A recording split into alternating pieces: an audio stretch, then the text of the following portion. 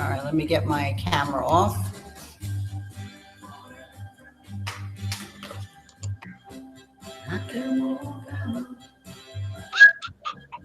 We're not going to put our pictures up. I don't care either way. I'm going to do my face. I'm going to go. Oh. Yeah, I'm just going to shut my face off until we start. I think we started. Oh, that's nice. Okay, here we are. I don't know because I'm like, yeah, we're in there. We got 2 people watching. Oh, hi guys. Yeah. Oh, so we're live right now. Yeah. Okay, so oh, all right. I got you. Now I got you. So hi guys. I do hear an echo. That was me. I had to shut my. Oh, okay.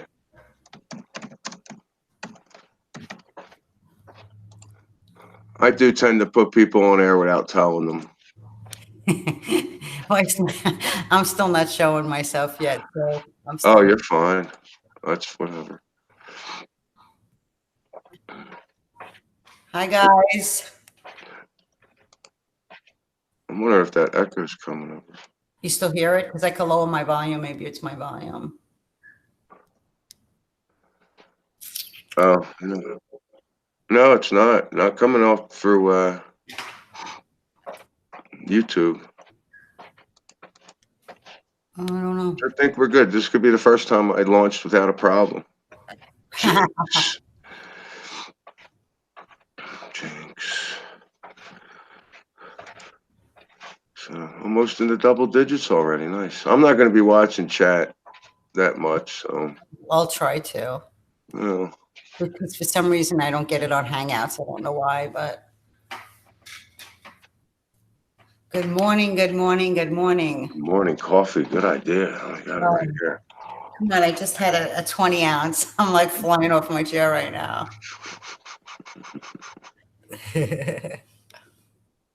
Let's see, who do we have? We had Flat Earth. We have Memory Bubble. Oh, we have so many nice people in the chat. Familiar names. Hidden by Susan. Why did that happen? What happened? Black Sheep Researcher put a message in there and it said I blocked it. I'm like, I don't know why. Said he'll be in, he's busy or something. What's he saying? Yeah, he's doing a premiere. Oh, well, he probably didn't know we were on. No, it's all right. He says he'll be in after his premiere. It's a short one. So it's cool. Because where he is, it's 5 hours ahead, so he's got to get his, beauty sleep. All right, let me put that away. All right, so I blew your mind, huh? We're gonna get right into that. Oh, I don't know what it is. I think I might have an idea because I think you mentioned something to me in text or something. Yeah, pretty wild stuff. Mm-hmm. All right, so let me start by just saying my name is Gloria Canada. Yeah, let's do that. I'm sorry, I should introduce you. There's so many things. I watch my videos and I'm like, I don't introduce people. I don't say goodbye. I don't say thanks. Nothing. Just get out of here, gal. Bye. No. Yeah, I have a channel, Glow 13, that I started like 5 months ago, and then it was just so overwhelming. I actually canceled that. I deleted it and I started a new one recently, about a week and a half ago, and it's been beyond amazing. I can't even, I just, there's no words, because I started out with 0, because I deleted everything, and I don't know, it's just amazing stuff. But anyway, getting back to the way you blew my mind, Anthony. That sounds familiar. Okay, listen to me. I'm telling you about, I guess, I don't remember the first time you did a video. I don't know if it was 3 years ago, 3.5 years ago, 4 years ago. I don't remember. Mm-hmm. But you came out at the same time as Scare, right? So I remember watching one of your videos, and I always related to your videos because you were just like nonchalant, cool person, with deep thought, and I loved it. I would always get into it. So you had mentioned you did a video on JFK, the assassination of JFK. Mm-hmm. And I remember you sitting there and you were saying, and then you did the interview in the bar that you're at. And then you had said, I remember, no, you said people remember 6 people in the car. And in this reality, people remember 4 people in the car. And you specifically said, but for me, in my reality, I remember 3 people in the car. And I was like, holy shit, finally someone that remembers 3 people in the car with the JFK assassination. I remember that. And I was like, oh, this is great. And then I remember telling my son, because both of us, we watched the documentary so many times, and we remember 3 people in the car. And yeah, we were the only one. And then when I met Paul, I had talked to Paul about it, and I says, me, you, Anthony, I says, my son, we're the only ones that remember 3 people, because Paul remembers 3 people also. And then I met somebody else that, but it always, you were the first person I heard remember 3 people in the car. And now you say 4? Who are you? Who are you? And that's funny because for me, I've always said 4. I know. Go look at your videos, Anthony. Go back and look at your videos. I'm not going to say 3 in my old videos. Why would I? You did, because I commented and I says, you're the only person who remembers 3, and you answered me back. What'd I say? I don't remember, but I remember, yeah, we had a conversation. I don't know which video it is. Like I said, it was one in the very beginning, and you answered me back, and I was like, wow, I'm so glad you're the only person who remembers 3. Yeah. Well, when I did interviews at the bar, there's plenty of people that say 3. Most people say 4. Some people say 5. Recently, I've been getting people that'll look and they'll go, it's not 4. I'm like, why are you saying it's what it's not? I get that a lot. But for me, no, I mean, from what I remember, where my consciousness resides right now, when I studied it, there was 4. It was William Greer was the driver, Governor Connolly was in the passenger seat, and the Kennedys were in the back. 2 rows. I'm telling you, when I have time, I'm going to go back and look at your videos. You still have the ones up that you first made, right? Yeah. Yeah, I'm going to go back and I'm going to find my comment, and I'm going to find your comment. I'm telling you. That's right. Yeah, I got over 200 videos. I'm going to go through them and then look, and not just the video, but I'm going to look at the comments. Going back, I'm telling you, it was one of the first JFK videos that you did. I know that. Okay. Well, I know where the first one is that I did. Yeah, so you would have to look on a few that. months. I know this because I always, that's why I related to you, and I was like always listening to your videos. I was like, yeah, he comes from where I'm from. And now I don't know who you are anymore. That's so, but then now, Sal, that's the thing. So where was I, or who was I from your perspective when I said 3? And how does that interact with me just knowing I always said 4 and understanding that, well, you know, the timeline you were in, I said 3. I mean, I get that. okay. And I've, well, because this is where I watched one of your videos last night, and it was the latest one you put up, and it was perfect. I was like, oh yeah, we're going to talk all day. Like, and then it was something you said, and I'm like, ooh, I don't understand that. And I want her to explain that to me so that I understand it, because there's a friend of mine, Guy Fawkes, thinks the same way. Does not resonate. I'm hating that word anymore. With every millisecond, every now, infinite. Okay, does not get along with that. And I'm like, okay, but why not? To me, that's limiting God. I mean, and that's where I go with that. I'm like, okay, we have the infinite out there, and every nanosecond, but I'm not experiencing every single. I mean, to create motion in time, I might be, but I tried to explain it to Guy from my perspective that we're not experiencing infinite, and we're not gonna, because of the parameters within the dimensions we're in, even though from God's standpoint, it's there. But from where our consciousness is now, there's no chance of us experiencing the infinite. We're just going to experience what our minds can handle, and that's where you went. So everything else was perfect. I'm perfect. It's what you said. I was like, okay, yeah. And you're like, it's not that. But what really triggered me was when you said, these people that think it's infinite, and you went, they're wrong. Wait a minute, you can't say that. You have to have an open mind. Okay. So, I have to have an open mind. I just expect you to have more of an open mind that way, but I still see that you have an open mind.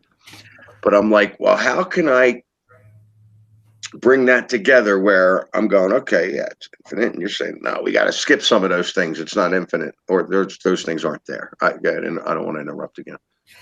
All right, let me explain. I think we're on the same page. I think I'm understanding your question. You're talking about when I'm saying that we reside on one frequency, and there are other dimensions that hold many other different frequencies within that dimension, right? Dimension is just not a place that we can tap into. A dimension is actually its own universe that has other not infinite, but many different frequencies where we reside in each one. For me, in those other frequencies, I like to call it a freeze frame, where there is nothing going on there because there's no motion, there's no time, right? So it just stands still. So we're on this frequency, and through our life choices, and then they don't have to be huge choices, but people that come into our lives and decisions that we have to make, with each decision we do go to a different frequency where we can get more of that story played out for us, so we can go on with our life with that story being part of our story. Okay, as far as what science says today, that we shift every millisecond with every movement, I say bullshit. I call bullshit. Do I have an open mind? I mean, when it comes to that, honestly, Anthony, I really don't. And I'm talking through my own experiences that no, I don't go for that. And I guarantee you that one day that they will see that I'm right. So the frequencies that are above each other, right? Like I said, in different dimensions is all different frequencies. Each one of us resides in every one of them. Every one of us resides there also, okay? And in each frequency, we're a little older, we go through the age, whatever the case may be, right? So now, with every decision we make, we pop into a different frequency, like I said, where we can get more of that story. And it just goes on and on and on. Now, the reason why I feel that those other frequencies that exist are frozen in time. They're just frozen. There's nothing going on there until our consciousness goes into that frequency to live in that frequency. And that's where we see the subtle differences we call the Mandela Effect. But I believe that they're just frozen, that we reside on this one. And perhaps if there is another one and just maybe one more above that, where we're the bots in that reality. But other than that, yeah, that's just what I believe. Also with the Mandela Effect, for me, it's been happening forever. People just really didn't know what to say. They would say coincidence, it's that. But I do believe in 2012, and I don't like to mention any names, but I do believe that something was screwed up. Somebody screwed something up with our frequency. That, like I said in my video, where I believe that, us being here, because they fucked with something, completely destroyed our frequency to the point where it actually affected every other frequency around us. Levels up, and shot us right up to here. Where, yeah, isn't that interesting? Yeah, where you wake up one morning, you're like, where the fuck did that gas station come from? Or, like all this shit, everything that people are experiencing, right? From 2015. So that's how I see it. So if you experienced that one way and I experienced it another way, but we're all interacting with each other, but all these millions, supposedly billions of people on the planet, we're experiencing these things different ways. That's not quite infinite. A billion is not. Okay, so I get that. I'm still trying to get into how we skipping. To me, I might skip a bunch of stuff. You might skip a bunch of stuff, but I feel like that stuff is still there. Isn't that how? See, to me, that's how we create motion in time. Every infinite, every nanosecond.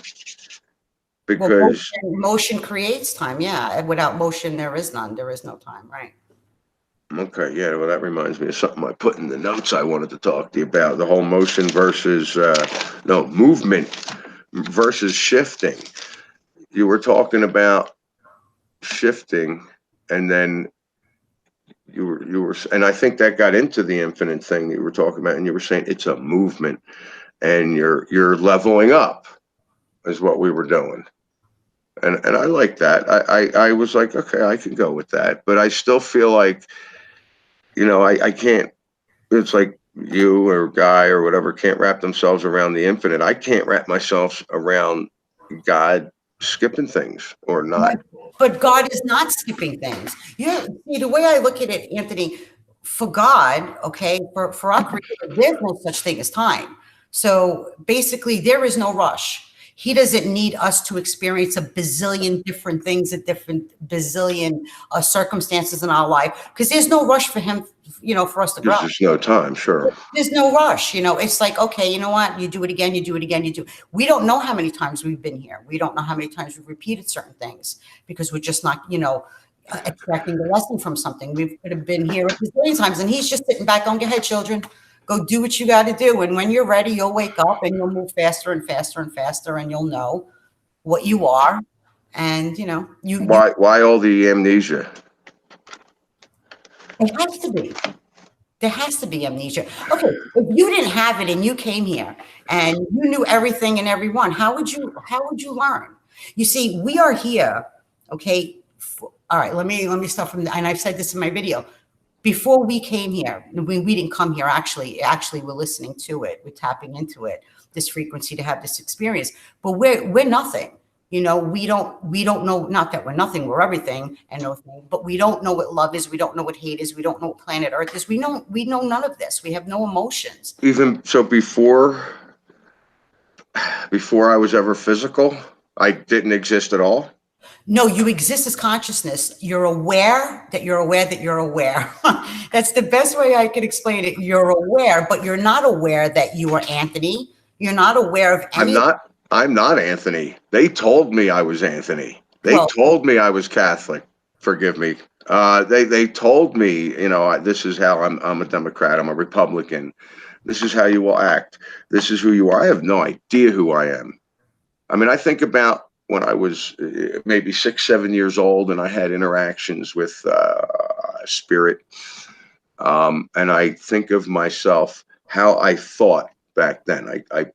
I'll go back to when I was 6 and looking for a dog leash, and I remember, you know, St. Anthony, please help me find this. Mom's going to kick my ass. And I'm sure that's not how it was. Help me find the dog leash. We'll go out to the front of the yard. Well, I know it's not there. Just go out to the front of the yard. This conversation happened. Okay, I was 6, whatever. And I'm like, all right, I'll go out there. And out there in the tall grass was the leash. Okay, I mean, boom. There was no way I was going out there to look for it.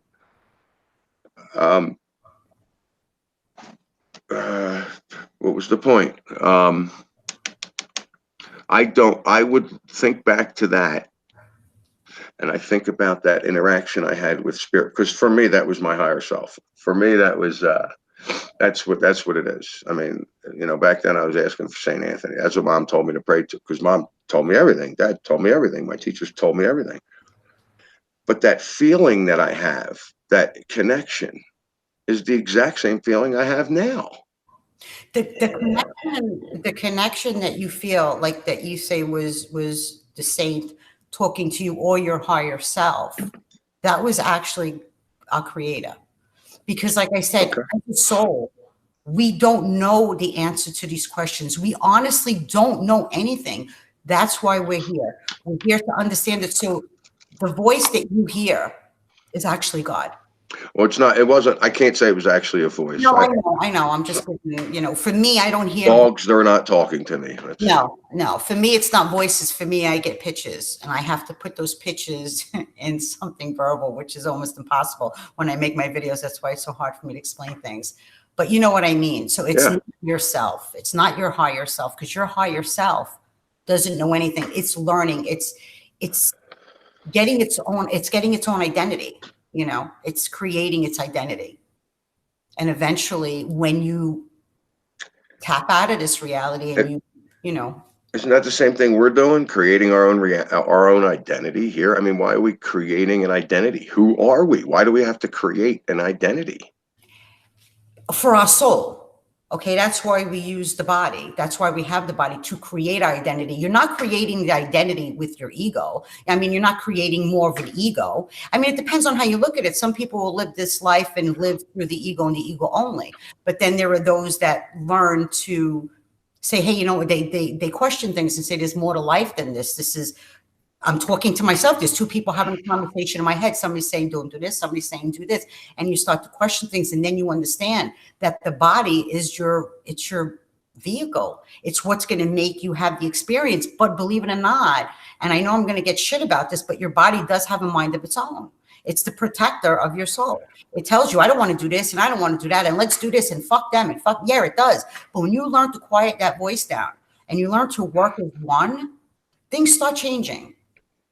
As one in your body, you mean? Yeah, well, your mind, your soul is not in your body, Anthony. Your body is in the mind of your soul. So you get to become friends with it while you're interacting with other people here, and you start to look at things differently. You work together, you know. Would that be the same thing that I've been saying as far as when I came across the Mandela Effect and I started seeing changes and all the other paranormal, supernatural things that happened to me in 15, I decided it's about spiritual. It's about that liaison. Now you say so I basically have been talking directly to God or the creator, or is that the same thing? Absolutely, same thing. What you could call it, source, light, creator. Absolutely. I like source, but okay, so now I'm going to get some physical stuff in here because, well, before I go there, okay, here's what I was told. And this is, get into the violet flame stuff. I was told there is God, the Christ energy, and then physical reality. And I could accept that coming out of the Catholicism beliefs about Jesus. And this is, Jesus is the only way. Okay, that I don't like that's pushed on me. And what was the other one? I'd say Danny helped me out in chat. Danny's in chat, by the way. Can you see chat? I froze up for a second. I'm looking right now. Well, his first comment was, the video will be retitled Mind Beyond Cleavage, one-on-one with Glow 13's boobs. Right, and that would be scare up, right, Danny? Yes, that's you and my cleavage. I swear he can't get past it. I don't understand this guy. I'm still going to troll him on his next show. That's all right. It's nice to see him in here. I'm glad he's here. I have a wrench in here. But I was talking to him about it. I don't even think we got into it. I just, the two things that got me, okay, that he's the only way. I don't like that it's pushed on me. It might be the truth. I don't care. If it's the truth, I'll figure it out, whatever. But you don't have to. I'm done taking other people's thoughts and saying, oh, that must be right. That must be it. I'm done chasing. I'm done following other people. But Anthony, you just said your first thing that came out of your mouth was your belief, or you're supposed to believe. No, you see, listen, and like I said, I'm going to get a lot of slack for this shit. And people who follow Jesus, and maybe Jesus did exist, and maybe he was somebody who did this so much and finally got it. That his next incarnation, he was able to tell people the same things that we're trying to tell people today. Okay, he got it. He went back with his memory. He was allowed to come back and share what he learned. His soul had an identity. Okay. As far as, like I said, and I don't know if he was real, if he was, it doesn't matter to me. I have a connection to source. I know who I am. I don't have to follow anyone to get anywhere. That's just the story. And if people But some people may need that. Yes, and that's good as long as that's what I'm with. I'm with that. Right. You see me, I don't need that. But if people want to follow religion and think that the, source came down and wrote a book, on how to live, that's okay. As long as they live a good life and they don't push that on other people. Okay. I don't have a religion. I've studied many religions, but I don't have one because I know my connection to source and I don't need anyone to tell me how to get there because I'm already there. I've always been. So I don't need that. And that's just me. There's nothing wrong with it. Like I said, as long as they're good people and they don't knock on your door and say, hey, you know what, you need to believe in this, because that pisses me off. Yeah, that's good. Because when I was younger, that's kind of the attitude I took. It was it was the connection I had, and that's really all I needed. That's what I experienced. And that was the truth because I experienced it, so I have this connection. And then I grow up. And I start, what was it, 17, 18, 19? I don't know what it was. I got on my hands and knees and said, Jesus, I want the answer now. I don't care. I want the answer now. Don't give me no shit. I want the answer now. and I heard a voice. That voice was same. It was the same connection. Mm-hmm. And I heard, get up and do it yourself. And then, of course, I heard myself coming in after that. Now I have a personality at 19, maybe not at 6, and I hear all the other stuff behind it. Do it yourself. Why are you waiting for me? I got all these other people to take care of. Could you help me out? And I know you can do it on your own. So I ain't got time. I'm sure he does, but whatever. And ever since then, I've just been on this ridiculous, because I'm looking at the first 20 years, first 30 years of me exploring paranormal things. And I'm like, oh, that was a lie. I'm like, what? Why did I have to go through that? Why did I have to go through all that? If I've been looking for UFOs my whole life, now I don't even believe there are physical, three-dimensional UFO aliens out there. Now I think the only physical realm is here. And outside of this are other dimensions and whatever else God's experiencing through us or whatever. But I really have the feeling that this is the only physical realm.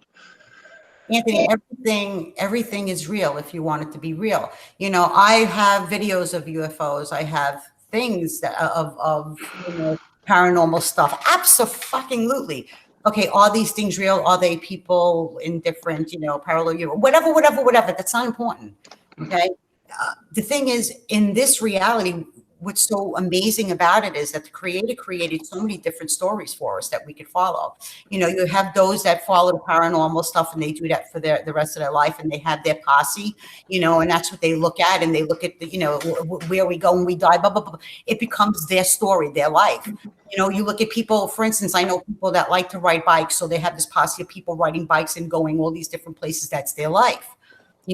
It's just their story. And then you have some people probably like you that looked into so many different things, UFOs, paranormal stuff, OBEs, you name it. Okay. Yeah, all this looking for answers. So when you ask Jesus to give you answers to what's going on, the thing that you didn't realize is by you researching all these things, he was already giving you the answers. Mm-hmm. Already given you the answers to take a little crumb from each thing that you experience to bring you here and now to say, I surrender. I know that I do not know, and to go on a different path, because those things might not be important. Because at the end of the day, at the end of a life, your question will be, what am I and why am I here? Which should always be that. Right. What am I? Who am I? Why am I here? But I've learned in my life not to seek for answers, because the answers are Not not to what? I missed that. I'm sorry. It says in my life, I don't seek for the answers. Okay. I just go through it. I observe it. I look and I try to extract what it's trying to show me about myself. So I don't really, I don't look for the answers. Why is this happening? I don't need to know why, because I know what I am. Okay. I know that this is just a great big story, a great big play, and what you're supposed to get from it, whether it be, I had mentioned this, I don't know if you watched that video, but I had mentioned in my video, one thing about me is I'm a very compassionate person, and I have a big heart. I've always been told as a little girl, people are going to walk all over me in my life because of the way I am. No matter what somebody does to me, I'm always there for them. And, I told my dad, I really don't give a shit. Let them walk all over me because I won't change who I am.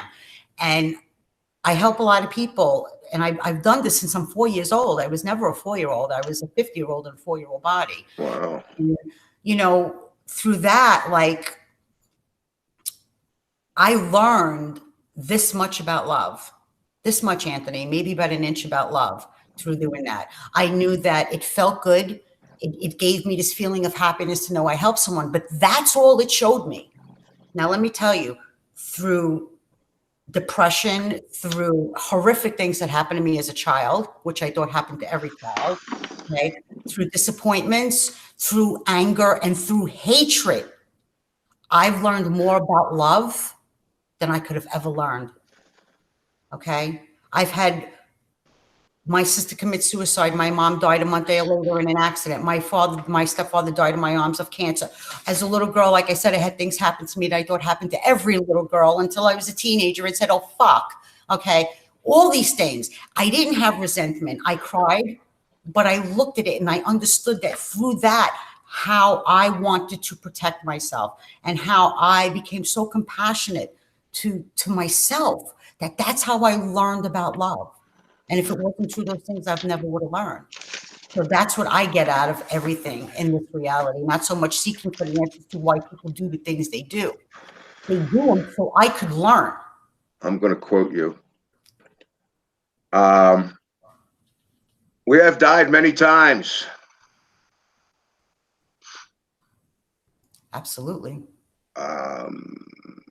I do feel like, and she every time she says, "Will you just grow up?"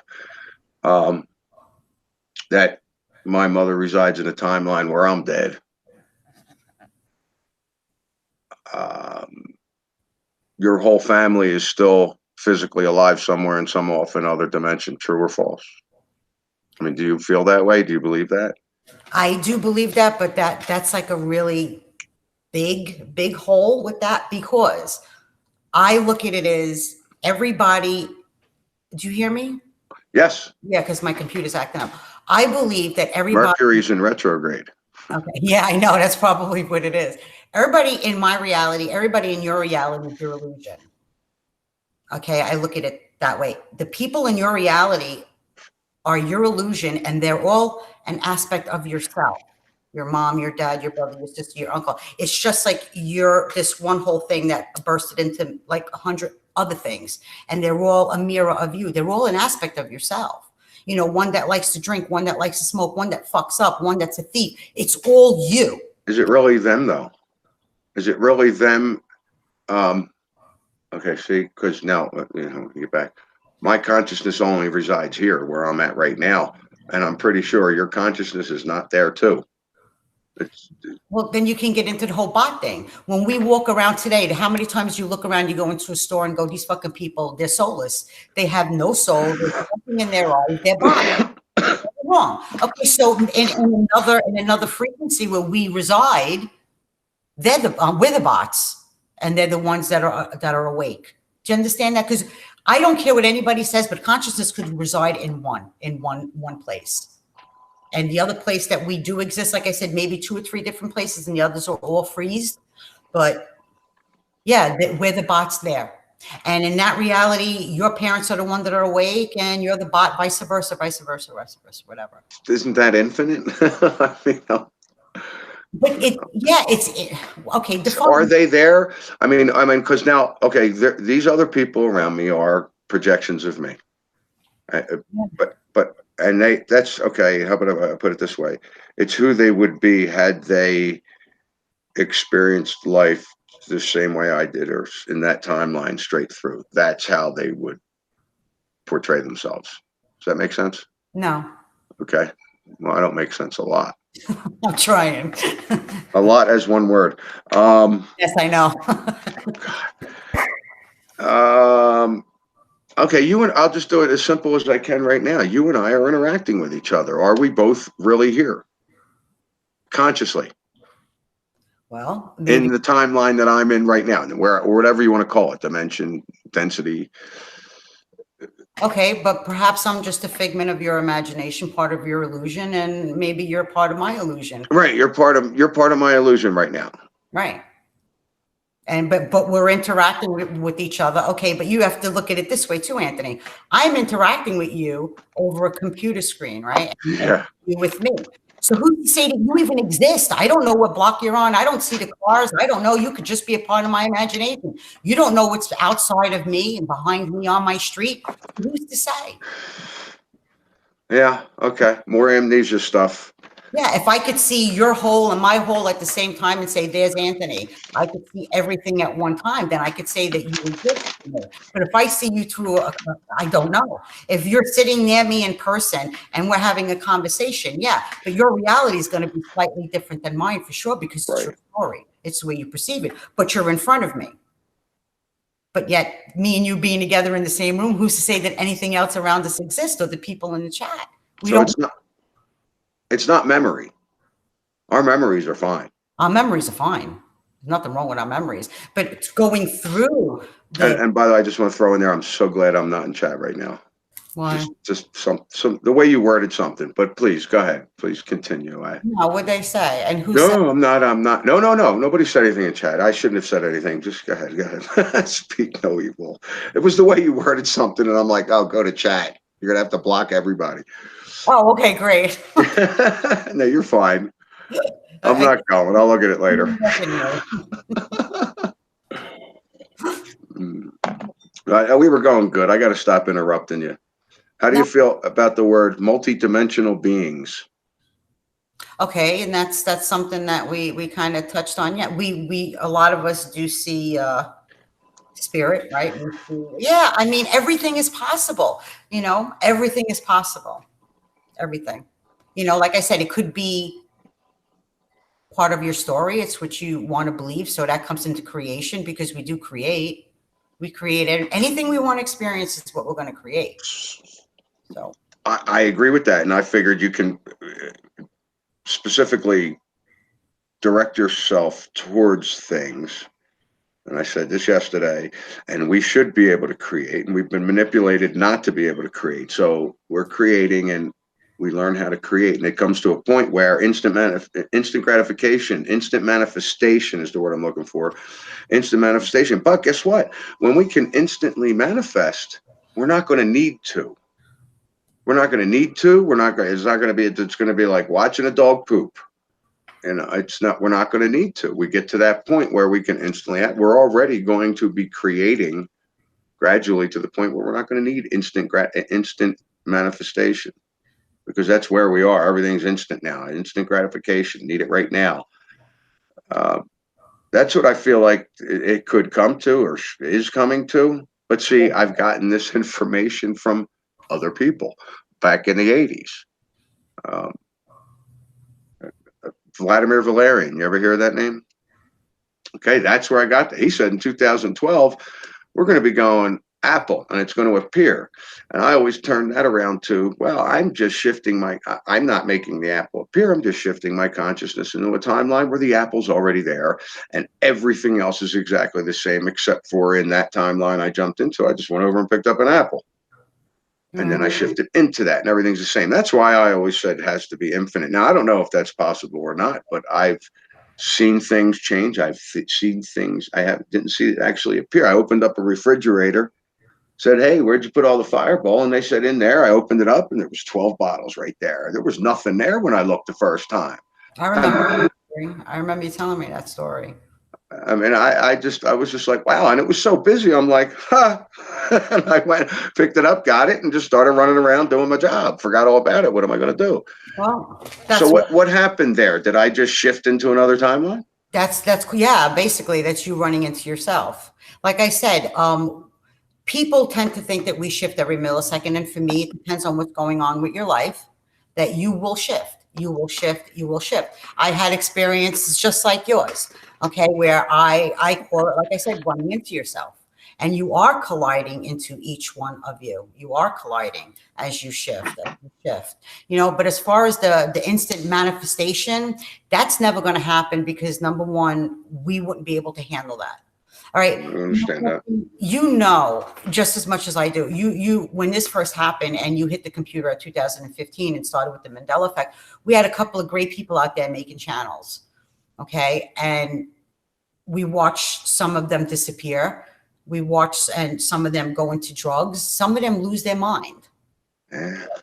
Right or wrong. And, yes. and I name a few, but I will not do that. And why? Not because they were crazy to begin with, because it became so much overload. They became so overloaded that their brain can't comprehend it. This has to be done in steps. And that's why not everybody's experiencing the same thing at the same time, because Creator knows how much you could handle. And even your brain goes on autopilot. You know, it'll put your body on autopilot because it knows how much you can handle before you snap. I've handled some pretty wild things. I'm guessing you didn't read my book. No, I did not. Actually. I'm going to have Brian Stavely mail you his copy. Okay. I'm kidding. Because he doesn't read. Yeah, I kind of get that. Yeah. Okay. I told him where to skip to. I said, just read this, this, and this. Start at chapter 4. He's a busy guy. because I've had quite a. I mean, listen, they happened in 15. I started posting in 16, and it was weird because I'll go back and listen to my videos, and I don't realize there's a whole year there that I was experiencing this stuff without posting and telling everybody, and I was fine. I was excited. I was excited for the next thing. Right. It was so incredible. I spoke with Bernadette Dickinson when I was in Mississippi. I emailed her and she went, "Wow, you got everything at once." And I talked to her because I wish I could find this video. All this stuff was new to me, and she's on a video going, "Yes, we shift our consciousness through timeline." And I'm like, "Oh, she's talking my language," and I've spoken with her before. It's like and it was just blowing my mind. I'm like, I got to get a hold of this woman. Um, that was all 15, all this time. And then the orbs told me not to eat me. Now I call them orbs. Most people, when they talk orbs, they're like, "Oh, look at the orbs," and they're floating around here. You see them go by the screen. I have a few of them on one of my videos. When I'm talking orbs, I don't know what else to call them right now, but I'm going to go through this for you because I think you'll enjoy this. I woke up at 4:44 in the morning in a suit and tie with my hat on and a cigarette in my hand. I got home 2 hours prior, and I probably cracked a beer, smoked a bong, and I was about to go outside for a cigarette. I woke up like that. I looked at the clock, 4:44. I go outside, and I'm standing by the garage door, and I'm looking straight ahead, and I see this really bright star. I'm like, "Wow, that's beautiful. What a beautiful star." And then I had a baseball cap on at the time, and I look up like this, and there are two. How did I describe them? Gold orbs, transparent, but you couldn't see through them. I like to say that doesn't make any sense. And they were about the size of cars, about 40 yards over my head. Now, what I also think is interesting, about 5 feet in front of me was where is that? Oh, it's behind me. It's on the porch. A quartz about size of a football. Okay. And that was just sitting there. And that's what I really felt like they were right over. But I lifted my head up and I saw these things and I went, "Oh, well, I got a cigarette and a beer." Okay. And I'm like, "Okay." And I looked back at the star and I went, "That is a gorgeous star." I'm like, "What?" I just saw two orbs shooting over me. Why? I had to force my head back up. And as I did, the one on the left started to dissipate and the one on the right just started to shoot in paragraph after paragraph of information in my head. And I'm like, "Oh no." And I'm backing up into the garage. And I'm like, "I ain't getting that." I'm not getting all that. And I'm kind of backing up. I'm crawling up the back wall. I'm right on the garage door. And then I just started to get pinpoints of information. It was like, well, number one was stop eating meat. And the whole paragraph behind it, I found out later through meditation and just inspiration, whatever, that to a point it was the meat, and to a point it was the animal as a life. But the main thing they were trying to get at me is the energy I was putting in my body was affecting me in ways that I'd be able to experience certain things because of the frequencies around me at the time. And then the one on the left disappeared, and then the one on the right shot me some more information. I don't talk about this. And I think that's funny that the one on the left dissipated before that one shot me that last bit of information. Those two orbs were me. Okay, the one on the left was my mate, or the other part of me, or whatever. It was a part of me in some aspect. But that one that stayed for another second or two was a more informed form of me. I don't know how else to describe it, because even the paragraph it wrote, I didn't get all that. The pinpoint that this is an aspect of you, I couldn't go nowhere with that. I'm like, "Oh, okay." I understood it then. I got it. it dissipated, and I just sat there like, oh, I'm never going to move. I'm never going to move. I'm going to stay here the rest of my life and just watch this and see when it comes back or what it is. And I'm looking back at the star, and I'm never going to move. You know, cigarette burned in my hand. Um, you know, the second pinpoint on that was also stop eating meat. And there was a paragraph behind that that I have no idea what it was about, and I wonder what that was about. Number 3 was stop releasing sexual energy. Number 4 was stop gossiping. And actually, no, that's not true. That was number 5. Number 4 was stop with the thoughts, especially when you first wake up. Because I was waking up, and I finally got control of these things. So I was waking up going, oh, you wait till I give this person a piece of my mind because they did this and that. Big story going on up here. It has nothing to do with anything.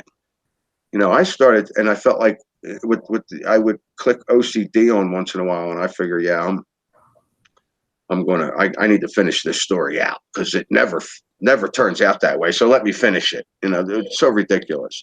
I finally shut that down, and that's a big part of the way I start my day. I stopped eating meat for 2 weeks, and that's when the stars showed themselves to me. I was reading flat Earth information. I was reading information on how the Egyptians believed the stars were souls, and it just hit me. I don't know. I don't know. I was told everything and everything. I walked outside and I went, I'll bet you're all UFOs. And the first one came right at my heart. It's just like a rubber band, a long light just came down. And I tried to get away. I thought this was it. I'm like, what? And it's funny. This is good. And just as it reached, well, I mean, my heart was here the week before, and then I didn't get to the impalement and the whole how I died. I skipped that whole thing. I should have just read the book to you.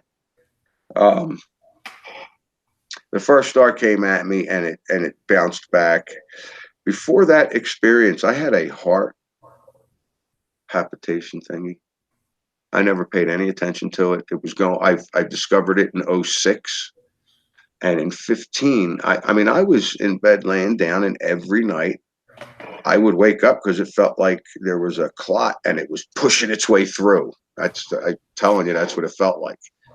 And I'd just be like, it would be like, ba-boom, ba-boom, ba-boom, ba-boom. And it would like wake me up. Well, after that experience with the stars, that's never happened. It has not happened since. And my sister's like, yeah, maybe I had a heart attack. Maybe that's what the stars were. I'm just like, yeah, maybe I died then, because every conversation I had for a week after that with my mother, ex-girlfriend's family sounded like a eulogy. That was after I accidentally impaled myself. Yeah. Pulled the thing right out of my chest, felt it trying to get out my back. Wow. Pitch black, so I didn't believe it. I didn't see it. I just knew what I fell on, because the day before I said, I better move that, somebody can get hurt. I didn't move it. Stood right up. And it's funny because, it's like right away I started to notice changes, and I was walking around like, what the fuck? What the hell happened? A week later, somebody's posted on YouTube that the heart moved. It's not on the left side of the chest anymore. It's bigger, and it's closer to the center of the chest. And I was just like, yeah, I guess I missed it. Yeah. Yeah. Hey, you said something about good and evil. I didn't write down exactly what I wanted to ask here, but I know where I want to go with it. Do you remember what you said? There's really no good or bad? There isn't. Yeah. To what point? To what level? Because I was always under the impression that it changed. First, it was anything in heaven. Then it became anything in the dimensions. And now it's anything above the firmament. It's a balance. There's no good and evil. There's no bad and good. But now I'm starting to think that's not true. That there is still good and evil. There is still duality in maybe the first few levels of spiritual existence, the ether, whatever you want. Yes, no, never thought about it. I don't know, Ann. I look at it different. I look at it completely different. Tell me. That's why you're here. They don't want to hear me talk. Well, okay, you know, as far as, like I said before, as far as learning about love, I learned through the evil. I learned more through the evil things that people have done to me, that the evil that people do to each other. I've learned more. And I look at it, you know, like I had a couple of people leave comments and reach out to me and say, you know what, when I was married, I was physically abusive to my spouse. And she left me, and it's been 4 years, and I've kept myself in isolation away from society, and I'm looking for forgiveness. I pray every day that God or Jesus forgives me. And I look at it and I go, you know what? If we're all part of each other's story, then you had no control over what you did. You were actually helping create somebody else's story. The person that you fucked up, you were creating her story. So that person's not responsible for their actions? You see, and this is when we're going to get into the same thing what what's his name said, and he got the biggest slack ever, that the scientists. No, you're not. Because if you don't, this, oh God, how do we even put this? You know, then we get into the whole predetermined free will kind of shit. No, because you can't have a story. You cannot come here and everything be peachy keen and everybody loves each other and nobody hurts each other, because you will not learn from that. Agreed. I'm sorry, you know, and people will hit me and go like, oh yeah, well, my child died, or so my child was abused. You know what? I get it. I don't say things unless I experienced it. And I touched on just this much about me being a child, and I will not go any further than that, because I know what I experienced and I know what I've been through. Okay. Beyond what a lot of people, you know, look at catastrophes. Mine was worse. Mine was horrific. Okay. But I know that if it wasn't for that, it would not create the next thing I did, or the next thing I did, or the next thing I did. Do you understand? So yeah, we're part of that, and nobody really is responsible. But even those, like, people that do horrific things to other people and they have remorse and they go, I don't know why I did that. That wasn't me. I would have never done that. I don't know why. I will tell them, because they're not in control, because they were creating the other person's story. We have to help each other. We're parts of the puzzle. But then you have those that don't have remorse. And I look at those people, they're just backdrop people. They're just part of the play. They don't get it yet. And eventually, when they repeat the cycle of continuing doing the same thing, they will eventually get to that point where they have remorse, and they will look at it and go, that wasn't me. Why did I do that? And they will understand that we're all creating each other's story. We can't hold each other's hands and go skipping like, you know, or better yet, go hug a tree like Dan. You know, we can't. All right. That's what I meant about, it's all about you, because from your perspective, when you interact with someone else and you're helping them with their story. Okay, let's say they die. Well, they died for you. So everybody, to me, everybody almost has to be in their own dimension. Like, I am here by myself, almost like solipsism, but not, because we're still interacting with each other from a different standpoint, even though it might not really be that person. It might be the background people, the drop back people. Yes, we die for each other. And when you say that you are here alone, there is no such thing as here.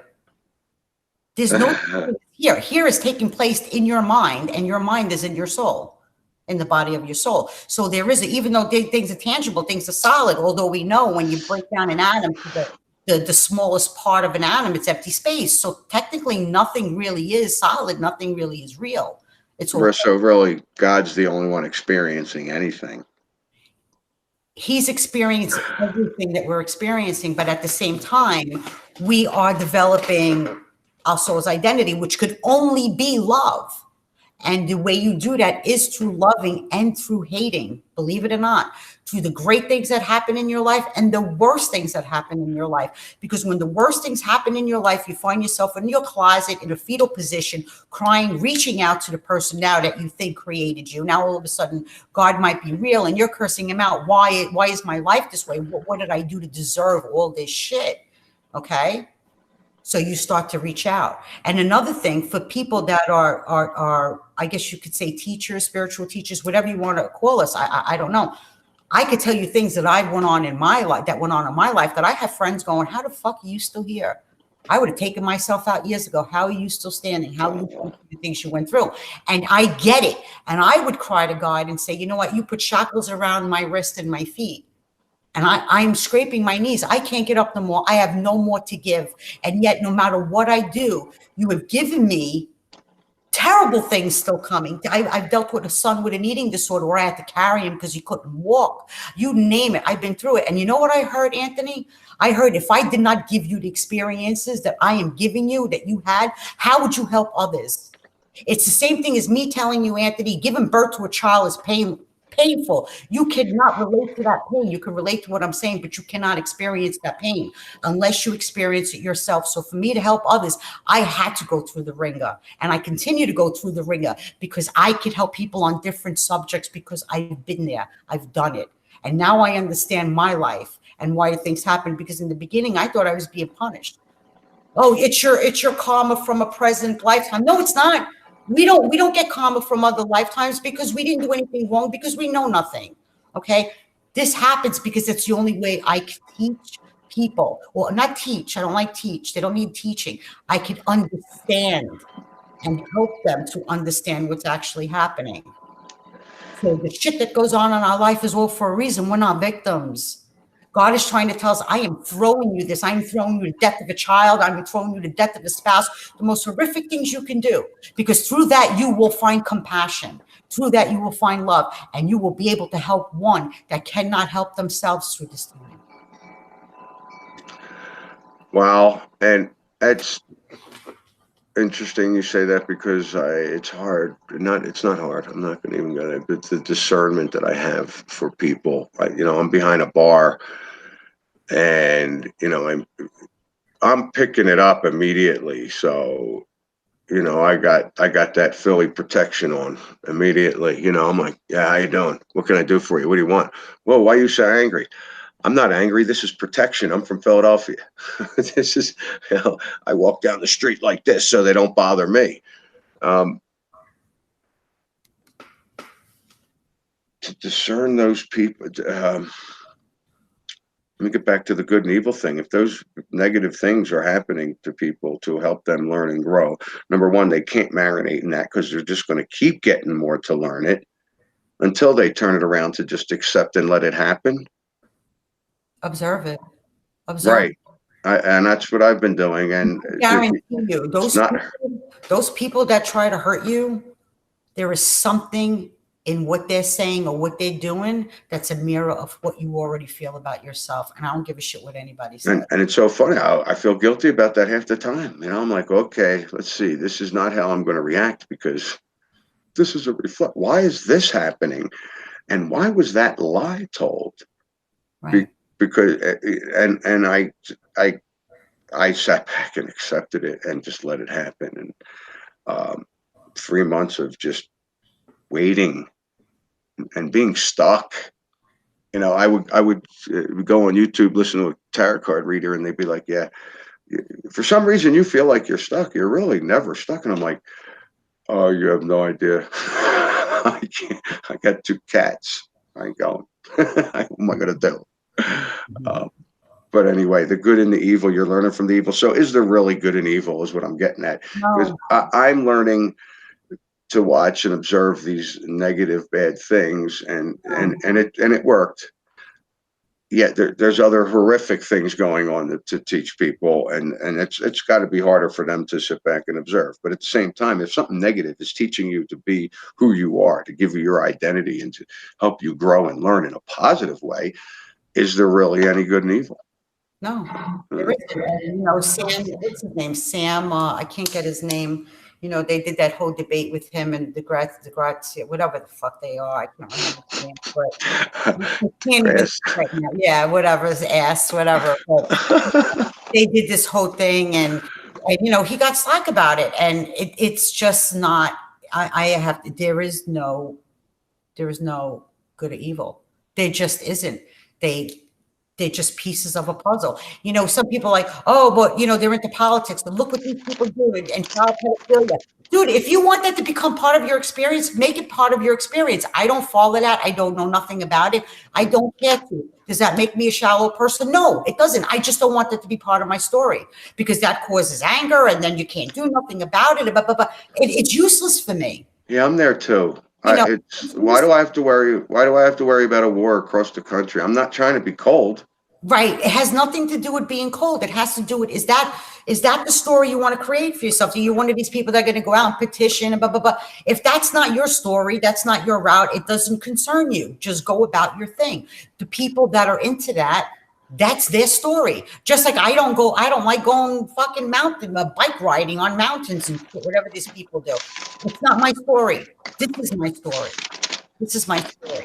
So you don't, people say, well, she's a bitch because she says there's no bad and my child is, no. That's your story. Go deal with it. Go extract the lesson that you're supposed to learn. Go extract what lesson? My child died. Am I supposed to find a lesson? Yes, because through that you will find yourself in a fetal position as a victim, and you will search. You will search for yourself. You will have compassion for yourself. Yeah, through that compassion, you will help others that have been through it, that don't know what to do with the emotional shit that they're going through. You are a teacher, every one of us. And if you don't understand that and you look at yourself as a victim, and I'm fucked up for saying what I'm saying, then fuck off. Then go ahead. Let them think what they want. But try what I'm saying to you. Try. A mother who loses a child that sits there and cries for the rest of her life has done nothing out of the experience. It was done in vain. But a woman who loses a child that goes to help another woman that just lost her child, there's a teacher. Because she could help her with all her heart and soul. And that's what we're here to do, love each other and teach. To be there for each other. So you don't look at the circumstances. You don't look at what the person did or how evil they are. Got to create the story. And then you have those that are interfering with frequencies to help us to evolve to a quicker state of enlightenment, if that's what you want to call it. Yeah, they're fucking around with frequencies. Does it make it evil? No. Thank you very much for doing that, because you woke up the masses. Yeah, they did. Right. And I've often thought that. And then I've often thought that they did it on purpose and knew it was going to happen. And they're still portraying this evil thing and sticking all the fear stuff out, because they're still helping people wake up to the veil lifting. And maybe, people tell me, oh, CERN, oh, this or that. Maybe they're not as evil. Maybe they are part of the play and they know it. They know the way it works. They know it. And they're keeping it going, even if they're targeted as assholes and you name it, and you fucking name it. They don't care. They're keeping it going. They keep it, and they fucked up somewhere. They woke us up. Well, maybe, God stepped in and said, okay, guys, it's time to fucking wake these people up a little at a time. So why hate? Oh, they shut this Mandela Effect is the worst thing that happened. I want my own reality. People are starting to do this and that. Are you kidding me, man? He woke you guys up to show you that you are not what you really think you are. And yet, you hate them. You're going from the ladder, from the first step to the top. Go in the fucking middle. Look at the message. Stop and look. Right. I love that. Yeah, you're right. There's people out there that are afraid because of the Mandela Effect and don't like it and hate it. And I could go and post a message and say, listen, you really shouldn't hate anything and maybe dislike it, or No, hear me 1 second. I don't mean to cut you off with that. Please do. I cut you off all day. It's all right. Because you know what? When we grow up, especially when you grow up with Catholic religion or, Christian, whatever the fucking religion you want, okay? Even Buddhism, especially Buddhism, they always teach you. Just like Jesus said, if you get smacked on the cheek, go ahead, turn the other cheek, get smacked on the other cheek. Don't retaliate. Don't get angry. Buddhism teaches always being enlightened. Don't hate your neighbors. Always smile when somebody says something wrong. If you think that you are going to achieve that, you're not. Unless you live in a fucking cage, a cave away from society, maybe you will be able to obtain that. But that does No good for one person to do that in their lives, because they will not evolve, their spirit, their soul will not grow if you choose to do that. Buddhism thinks that that's the way to go. It's not, because through experiences, like I said, you're going to find your identity. You're going to have your soul's identity. So we grow up thinking, okay, this guy just said, go fuck yourself. I'm supposed to turn around and go, okay, have a good day. Why? To walk around positive every day of your life, you're going to hang yourself. And then every time that you reach out and you fucking lash out at somebody because you finally had it, you're going to go home and beat yourself up and go, I shouldn't have did that. Now I'm not going to be forgiven. I'm not walking in the light of God. I'm not walking the way God intended me to. Bullshit. Bullshit. Your ego is going to defend you all the time. That's just the way it is. You have to get mad. You have to tell somebody who cut you off, you're a fucking moron for cutting me off. But then you got to sit back and go, what really pissed me off about that? I'm not in a rush. The fact that he cut me off already, cut me off. When you start to recognize these things, those little things don't bother you anymore. But to pretend that you're going to live a positive day today, love, light, and comedy, it's not going to happen. You're going to become an alcoholic, addicted to shit, or you're going to beat yourself up or commit suicide, because nobody could obtain that kind of positivity through life. We're not here to do that. It's not expected of us. It's not, and you won't learn anything from it anyway.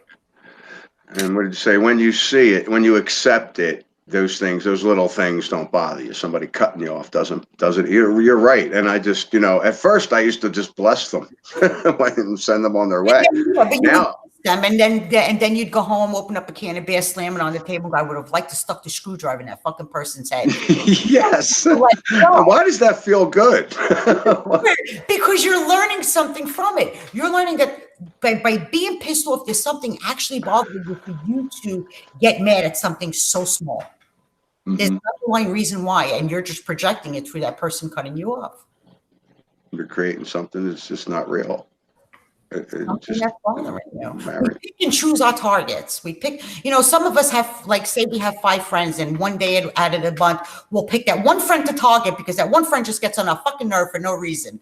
And then when that month is over, we're like, we love that friend again. Then we pick another friend out of that group, and everybody targets that one friend because we're all releasing our anger and our frustration through everything.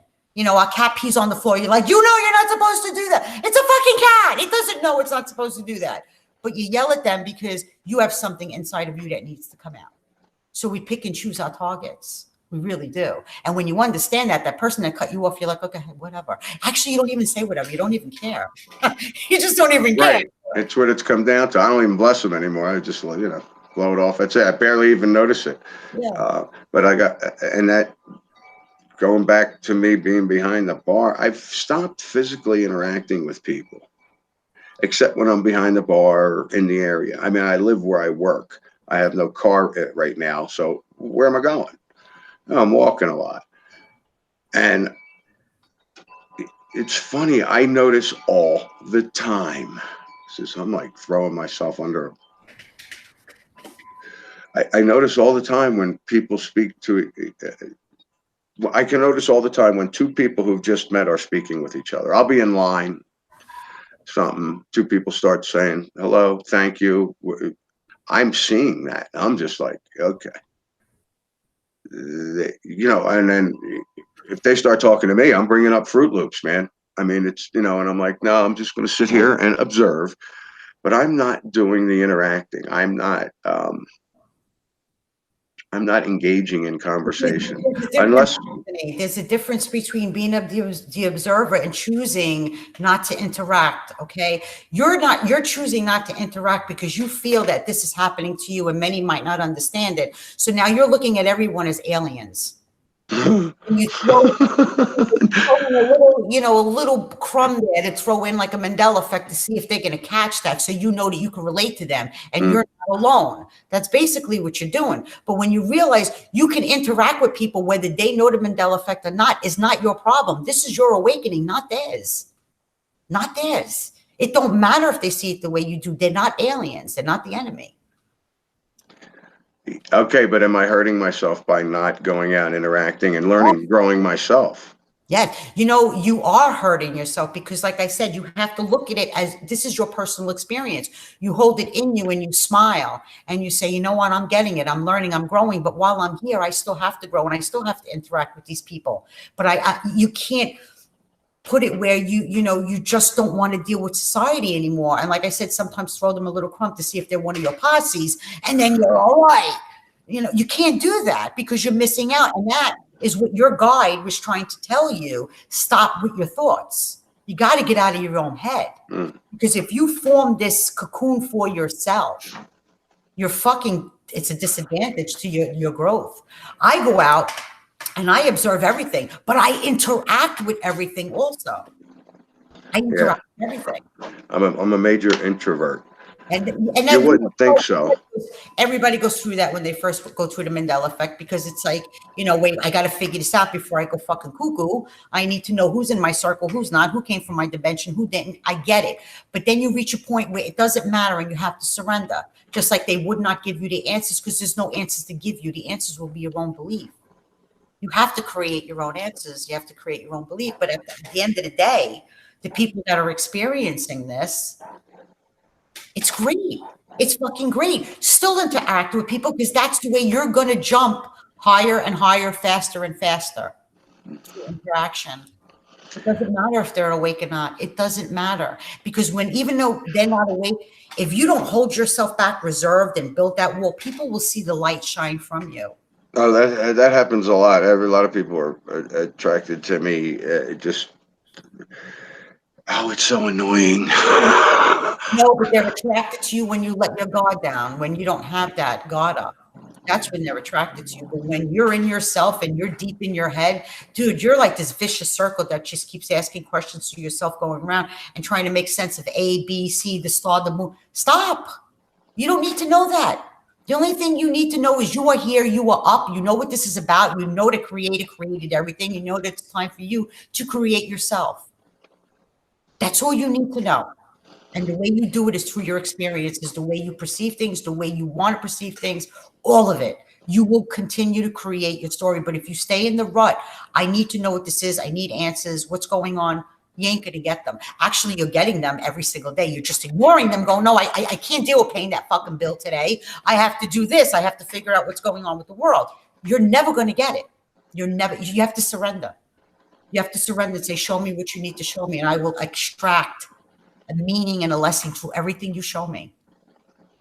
Get it and let it go. Thank you. Get it and let it go till it fills your cup up.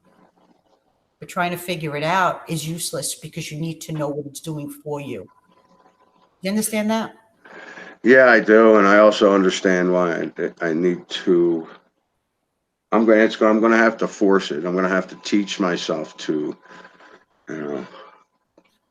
hi, how you doing? Yeah. I mean, I have to force myself to do this again, and not behind the bar. Behind the bar, it's different. I'm like, hi, welcome. How you doing? What's going on? These are my beers. Yeah, but don't make it fake. Make it come from the heart. The way you do it is understand, Anthony, you're different.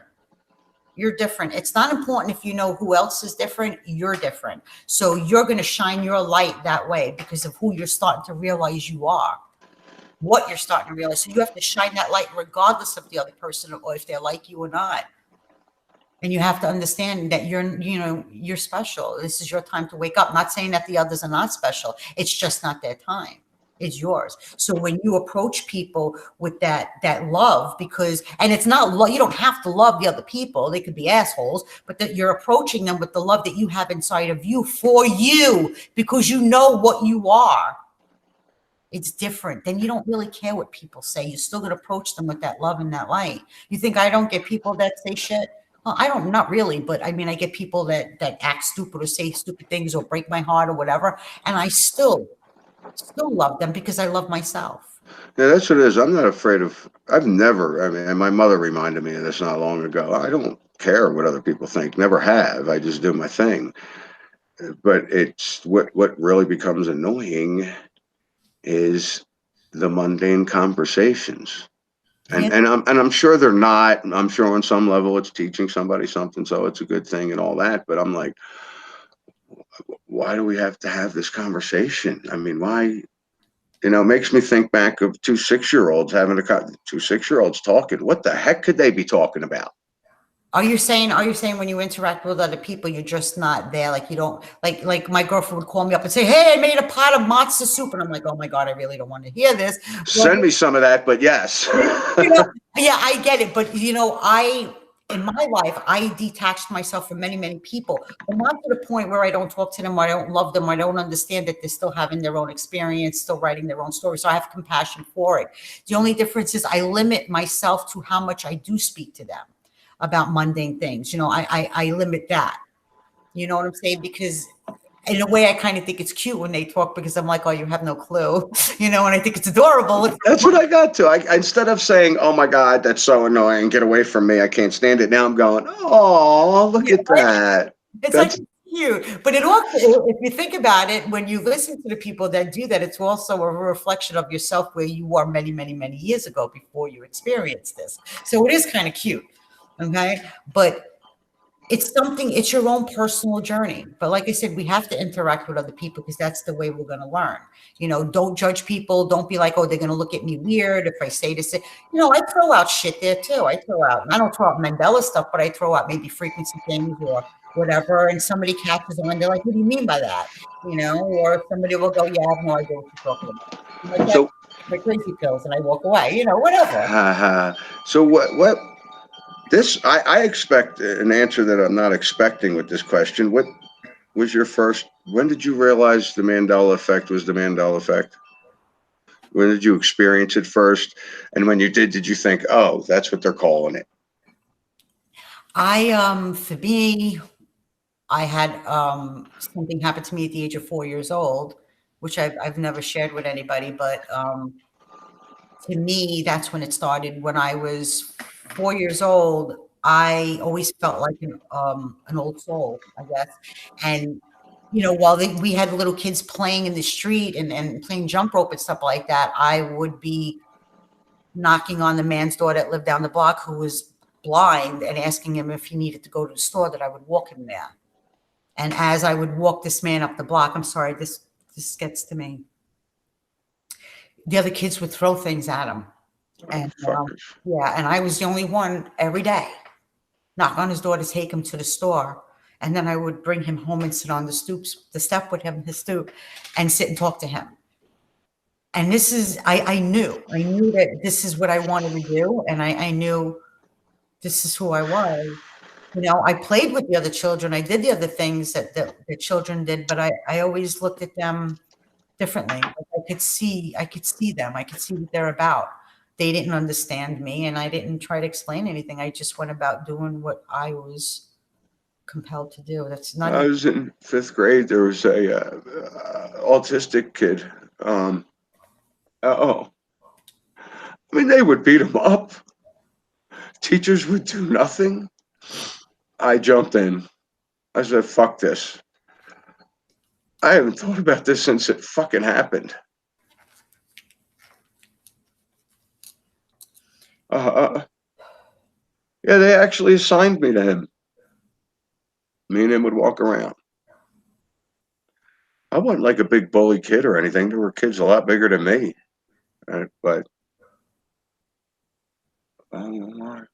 And that's the first time you felt your heart. And that's the first time that your path in life is showing to you of what you're going to be and what you're going to do.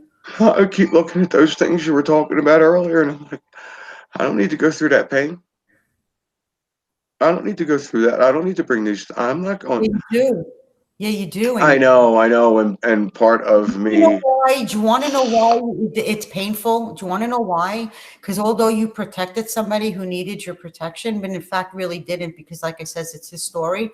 The reason why it hurts you is because somewhere in that story, something happened to you where somebody abandoned you. Or maybe you abandoned yourself, or maybe you didn't care about yourself and went away that you shouldn't have to maybe abuse yourself. Okay, so that story is relevant. It has a meaning behind it. It gives you tears because it's neglect. You did something to yourself, and it's bringing it out through that story. You just didn't get it yet. And that's why after years of it, you could still think about it and cry because it's an unresolved thing about yourself. Who's crying? I ain't crying. Well, whatever. I'm bawling over here. Are you kidding me? I'm sorry. I didn't mean to do that. I'm sorry. Oh God. But you need to look at that, Anthony. You need to look at it because, like I said, that experience somewhere along the line, that at the same time you felt that you were nobody and perhaps your parents didn't care about you, or perhaps as you got older, you used that as a crutch. Sure, that was the first year that my mom and dad split. Yeah, you see, so there is, and you need to face it, you need to look at it, and then you need to let it go. But it was there to show you something. Now you look at that kid being born as a bad thing, but now when you look at it, you can't say the same thing anymore. You say, it's making me cry so many years later because it taught me something about myself. I felt alone. I felt like I was going to be abandoned. Nobody was going to be there because my mom and dad separated. So therefore, by feeling that way through the years, you created a block. And then maybe at one time in your life, you became abusive to yourself somehow through substance, through whatever the case may be. It's just a vicious circle. So that's why there's no good and no bad. And as far as me realizing the Mandela effect, for me, it's been there my whole life. Let's go back there, can we? God, I think I'm done. I'm done cleansing. I'm sorry. Hold on, I'm done cleansing. But nobody understood what I've been trying to say for many, many, many, many, many, many years, okay? Many years. And I'm 52 years old, okay? So Me too. I've been doing this a really long time. Listen, I'm pegging this. I can already tell. You're a Taurus, aren't you? No, I'm an Aquarius. Oh, wow. Okay. I'm not a Taurus. But when 2018 came out, and all the shit started hitting, I was so excited. I didn't sleep. I was researching for days on. I was so excited, Anthony, because I was like, finally, who's crazy now? I wanted to say, who's fucking crazy now? But I waited. I watched all the channels, and then after a year, I put myself on these channels and spoke a little bit and waited. And I said, it's fucking time. I'm going to take what I know and run with it because people are ready for it. And that's what I did. I waited for this, I was waiting too. Yeah. For the longest time. I remember Spirit telling me, you're waiting, you're physically ready. You're waiting for Spirit to catch up. I was like, what? That doesn't make no sense to me. Basically, what was it? What is it? Mind, body, soul. The mind and the body were ready to go. The soul, I'm still trying to bring the soul up, and I am. And I'm learning, and the veil's been lifting. So is that going to make it harder? Because the amnesia was how we were learning, because we didn't know. Now the amnesia is kind of going away here. Is that going to make it harder to learn? No, but see, when you go back to saying the amnesia, the soul has it. The soul is amnesia. The soul doesn't have experiences, so therefore it has nothing. It's learning now.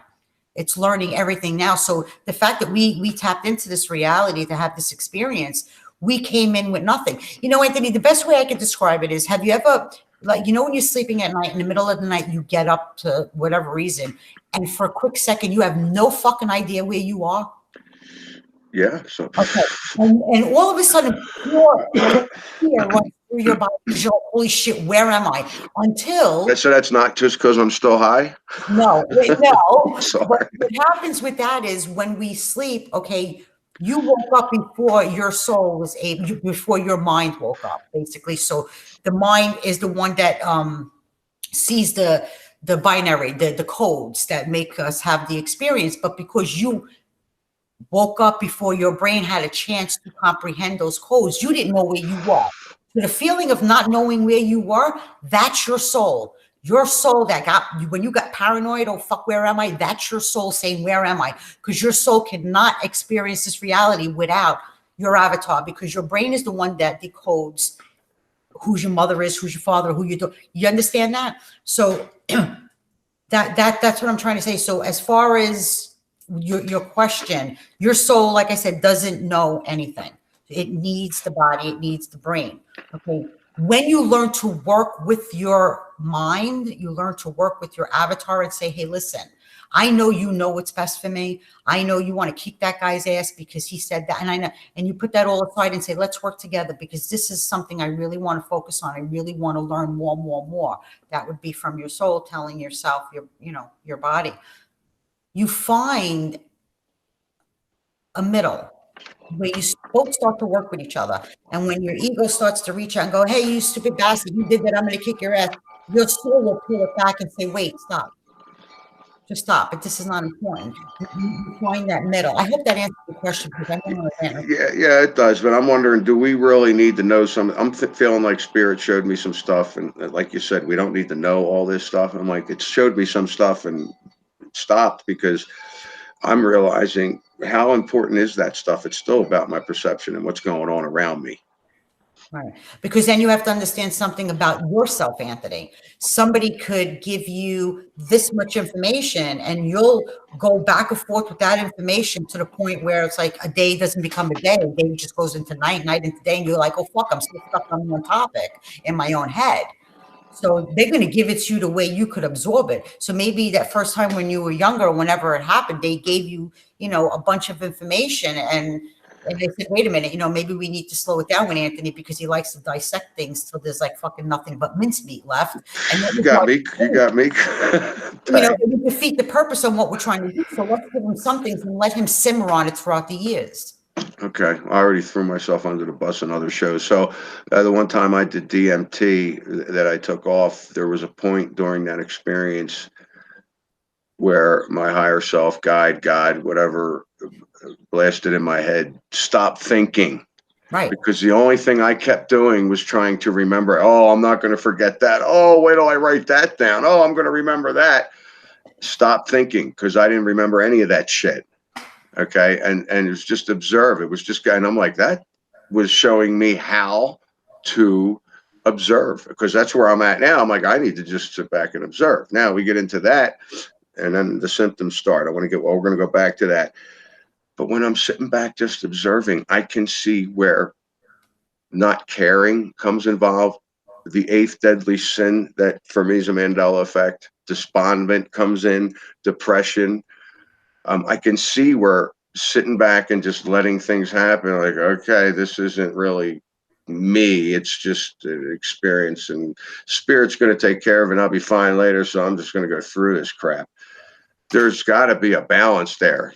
I don't think you could just be like, oh, woe is me, just do it. No, you're the balance. You're the balance. You're going to decide what happens to what you want to give your energy into, what you want to create more of.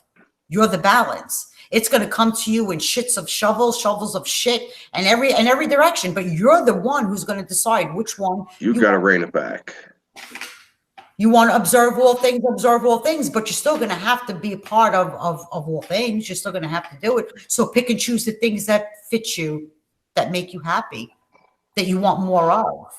When those really bad things come in, observe it, look at it, see what it's trying to show you about yourself. It's just a mirror of you in some way. I hate using that expression, but I know, but that holds me back a lot. Thinking that this is just a projection. What's that? You think too much. You're looking for a solution not to think too much. It's true. The solution there is a solution. Don't do it. If the fucking pool is cold, don't go in it. If you're thinking too much, tell yourself, okay, I'm going to shut you off right now because I'm going to go listen to music. Just do that. You don't have to find the solution on how to shut up or how to stop thinking just don't do it. It's a choice. Yeah, and I got to the point where I didn't have anything to do. I can't get near Netflix. It just makes me throw up. I can't. Then sit quietly. And that's what I did. No, but you're sitting quietly listening to your thoughts. There's a difference. Well, I jumped up on the hammock with the P900 and I just started filming clouds. Was there thoughts? Yeah, there was. But they came. I came to a point where I sat there for so long, maybe 45 minutes, to where I wasn't thinking, and I started to notice things. Mm-hmm. I started to feel things. I could.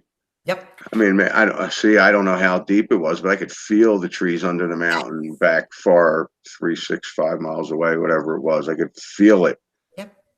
But I finally got quiet, and it's funny because Spirit's been telling me to do this for weeks, probably years. And I meditate, and when I meditate, I end up falling asleep or whatever, and I'm just so into that same routine. I'm feeling I got to meditate differently, or I have to try something different because I can get to that space, but nothing's happening then. Well, I how get you to don't understand, Anthony? That space is the space in between everything that we see. It's always there. We're just choosing to see what's in front of us, so we ignore the space between everything. We are the space between everything. And the only thing you have to do to get there is just ignore everything else and just become be part of quiet, the space. and that's not despondent. No, Did you ever hear of that before? The eighth deadly sin. no, say it to me.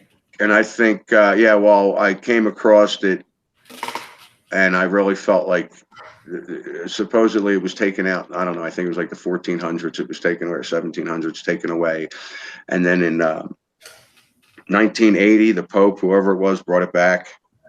It's like, I never heard of that. That's got to be a Mandela effect for me. And it's about giving up and being depressed and just not giving up. I don't even know. I think depression would be too much energy. I think it's about giving up and not caring. And I think a lot of people that are experiencing Mandela effects could definitely be going through that now. So I question, why was this taken away to mess with us now? As I've seen, everything in the past 5,000 years has been planted to deceive us now. I don't know how important that is, but that's what I feel. Why do you care? Why do you care? There you go again. Why do you care? Why do you care if it was taken out, taken in? Who gives a fuck? Has nothing to do with your journey. Who cares? Doesn't matter. That's No, it doesn't. I'm not going towards this moment. I found that, and I found it interesting. You're too much in your head. Who cares? As far as depression rate is very, very, very high right now. Suicidal rate is very high. You can do the stats on it. Very high. Why? A lot of people experiencing the Mandela effect just got stuck in the logo changes, the movie changes, their partners changes. They just got stuck. I feel like anybody that's chasing Mandela, I feel like we're stuck. No offense, I'm there too. I just feel like we're stuck. Because they're not looking outside of the box. If anything, like I said, you can't be on the first step of the ladder and then fucking reach the top. You have to go through the middle steps. And the middle steps are saying, okay, this whole Mandela effect, everything is changing. My people are changing. What does this mean? It means that this is your reality and yours alone. It's your experience and yours alone. And when you accept that and stop fearing it, it will show you more. And when you have that acceptance that everything is not what you think, you are not what you think, that there is a creator and he's doing this for you, then you're able to let those people go and the depression stops. And then you have an understanding and you look at those in your life. And sometimes those people change and they become happier, make you happy. It's like you're changing the story. So you're changing their part in your story. And other times those people will fall away, and that's okay. They have to, because if you stay stuck in that situation where I'm just going to close myself in my room because everybody thinks I'm a nut job because they're not experiencing the Mandela effect and you're questioning your own sanity, then it defeats the purpose. This was all in vain. It was for nothing for you. Get out of it. Say, holy shit, I am realizing this because I am realizing what I am, and move through your journey. And those will follow if they're meant to follow. And if they're not, they won't. And that's a hard pill because you love people and you don't want to let them go. But if you stay in a situation with people that do not relate to what you're saying, to the point where they are ridiculing you, calling you crazy, telling you to go on medication, you have to walk away from those people. But if you're with open-minded people that just listen, that don't call you names, then it's okay to be part of their life still. It's your choice. But you got to get out of it. You have to walk away from all the shit, and you have to get to know yourself, because there's a great big picture in front of you. And the more that you have, the less fear you have for it, the more you will see in between the pixels, the great picture in between the pixels, the space. The more what you have for it? The less fear that you have for it. Oh, okay. The more it will show itself in so many different ways, so many different signs and everything, but you have to let those people go. You have to. You just have to. And it's okay. I mean, because when you start to realize that this is your own personal journey, you wish them well and you go about your thing. You just go about your thing. You can't stay stagnant. If you can, if you choose to, it's your choice. Yeah, but you don't want to. What was it I heard? The universe does not. It's not the way it was worded. Does not like stagnation. It's always growing. It's always moving. You, And that's what we're doing. We're growing and we're learning. The term ascension has been brought up. you know how it looks, you know, when you're driving in your car and what you could see is what's in front of you, right? And say you didn't have a rear view mirror. The only thing that you could see is what's in front of you. You can't see what's behind you. So reality kind of works the same way. With every step we take, like a video game, reality opens up and opens up and opens up. We don't know if anything exists behind us because we don't see it, right? So that's how reality works. So the more that we move forward and the more we wake up, reality starts to open up and create anew and create anew. And the thing that it creates is what we're starting to believe now, you know, and it becomes better. And when you start to feel that love and compassion each time that you do change frequency, or God turns up the frequency in the movie that you're watching, that you're getting engulfed in, you will start to experience the more beautiful things because that's what you're connecting with. So that's why I'm saying that you have to let go of the negative right now, and you have to let go of all of the shit. And you got to know this is your personal journey. And eventually you will reach a point where those people are there and they are different.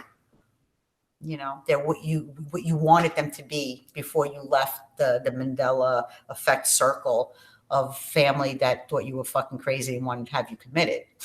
Because it's your own story, you're creating it, where everybody now understands what you're doing and what it is. And, you know, it's not like, you know, the universe is infinite and it just goes on for, no, the story goes on. It stops, goes on. It's waiting for you. There's paths. Each path that you go on will open up more of the universe, more of that universal story for you.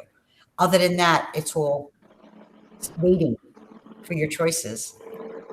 And it's all just terminology too. Like I said, ascension. Do you use that term? Not really, no. No. Ascension symptoms. I call them frequency symptoms. Okay, yeah, and I like that. That's nice. Because it reminds me of those really wacko people that say, you know, hey, it's coming. We're going to hit fifth dimension. It just freaks me out. People like that freak me out. Wait forever. They don't know what they're talking about because the fifth dimension is not a place that you go to. It's actually a universe in itself with frequencies that exist. But yeah, the symptoms that we feel them bad. We feel them bad. Like I said, a big one that's been going on for almost a year now is the life review thing, where people are starting to look back and go, why did I do this? Why did I do that? I should have did this differently. Oh my God. You know, they're doing that whole life review process. Yeah. And which is really important, but you got to nip that in the butt too. You can't get stuck in that because you'll get stuck in it. You just got to look at it, say, okay, did it for this? I did it for this. I don't know why I did that, but maybe it'll come up somewhere else. I'm going to have to let that go for a while because things are escalating. Okay. Things are going really, really fast. So, yeah, and then we have the body symptoms because at one time, you know, switching realities through our choices and decisions, it was very subtle, you know, but now we're being jolted. We're being jolted from here to here, to here, to here, to here, to here, where, like I said, you wake up and everything. Oh, I have a tree in front of my house. That fucking tree was this morning, you know, so it's so drastic at this point that the body, any kind of frequency change, the body is going to react really bad to it. Okay, we know the science knows this. Any kind of you know, you could put on 432 hertz and listen to pure tone, and it's going to have an effect on your mind. Imagine switching frequencies like this, like this, like this, like this. What it does, gives people diarrhea, headaches, nausea, heart attacks, heart palpitation, depression, body aches, beyond body aches, sleepless nights where you can't at all. Then there are days where you can't keep your eyes open, you're at a red light, and you fall asleep, and then eventually your body catches up to the frequency that you're on for a good 2-3 days, and boom, you get jolted into another one. You're fucked all over again. Body's got to get used to it. So that's how I know that we are changing frequencies, even without listening, looking at the Schumann resonance or all the magnetic shit that's going on right now. I feel it with my body. I know it with my body because it knocks me on my ass where I can't even think. And then when I start to get used to it and it happens again, I know we shifted. And sure enough, I'll go out and there's something that's not there, something not there, something not there. Something, what the fuck, you know? That's funny. Yeah. Because about 2-3 weeks ago, for me, it was a lot of pressure, especially around my shoulder area. And this week started with the stomach and everything else. And yes. It's you know, besides the fact that it's not where I thought it was. Right. It's, you know, the stomach's been really bothering me, and I'm thinking, all right, and well, of course, in my head, I'm going, stay away from the meat. No, it's not the meat. You know, can't, on the 15th and the 16th, we had a shift. I don't know how many people feel it. Actually, I'm going to bring it up in my next video. I have it in my notes, but we have shifted on the 15th and the 16th.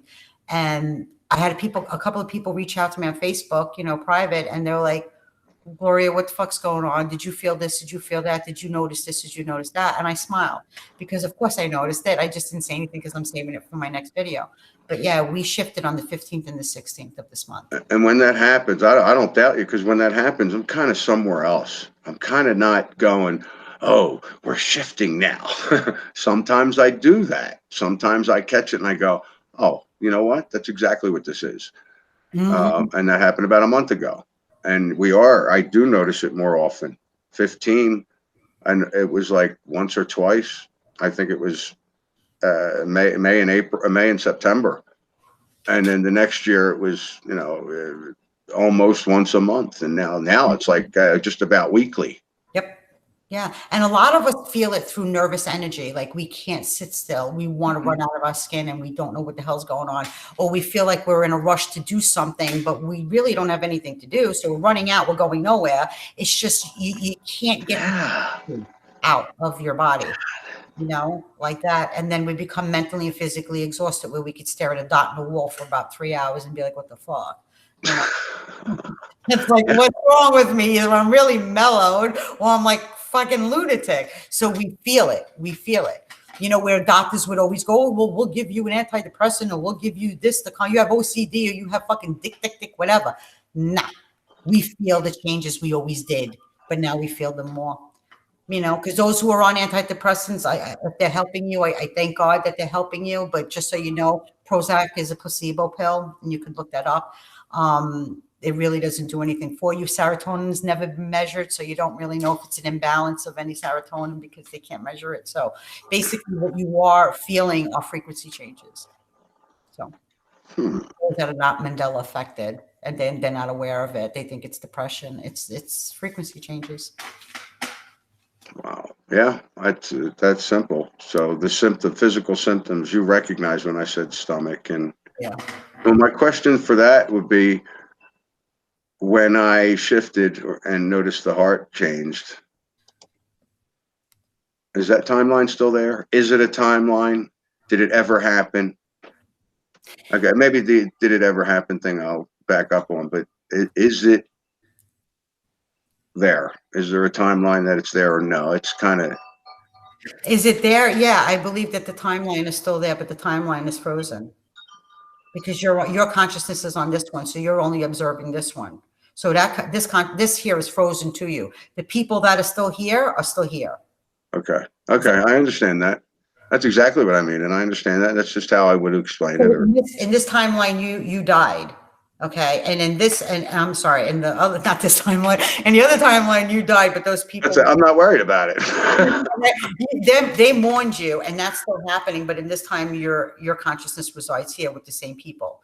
Okay, yeah, but it's frozen to you. It stopped for you. So you're on. You know, you're no longer there. Just like ones above you, where you do exist, you're on autopilot. Bye. Okay, I like those terms. That's like the, and I do feel like I actually pulled some people in my family. I pulled, or did I, whatever, are now in a timeline where I'm alive. Okay, it was some kind of interaction where everybody thinks I'm dead. Now all of a sudden, me and my daughter are like connected. She's calling me up, Daddy.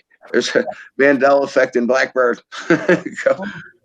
Yeah, you know, that's weird because I remember in 2015 would have been a catastrophic accident with me in an 18-wheeler. I closed my eyes and I know that this 18-wheeler took me out. There's no doubt in my mind. But I remember I was going to New York and I had told my son, I says, why don't you come with me in my car and we'll drive together? My son's like, no, and he didn't want to go. And I was like, I really don't want to go. I have 4 pets with me. I don't want to do this by myself. And I got into a confrontation with him. And I told him, I said, you know something? And this was like, I was like 8 o'clock in the morning. I was like, you know what? If anything ever happens to me, you're never going to fucking live it down. I said, at 8 o'clock in the morning, they're going to knock on the door and they're going to tell you, your mother died in an accident. How you going to? Oh my God. And that happened. At 8 o'clock in the morning, this is when this truck thing happened. Okay. And my son called me a minute after it happened, and I was hysterical. I said, Dante, I went under a truck. I went under the truck. I can't find the truck. I don't understand what just happened. I know I went under the truck because the lanes merged into one.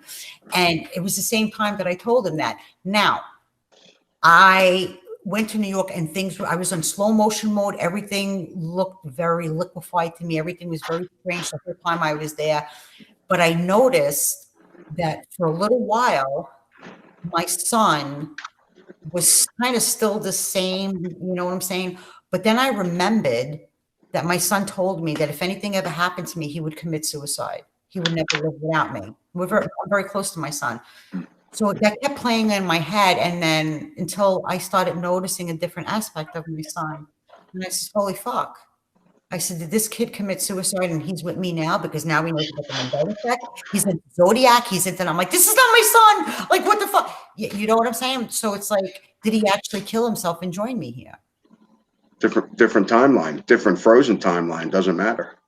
Different. It just, yeah, it's bizarre. It's bizarre.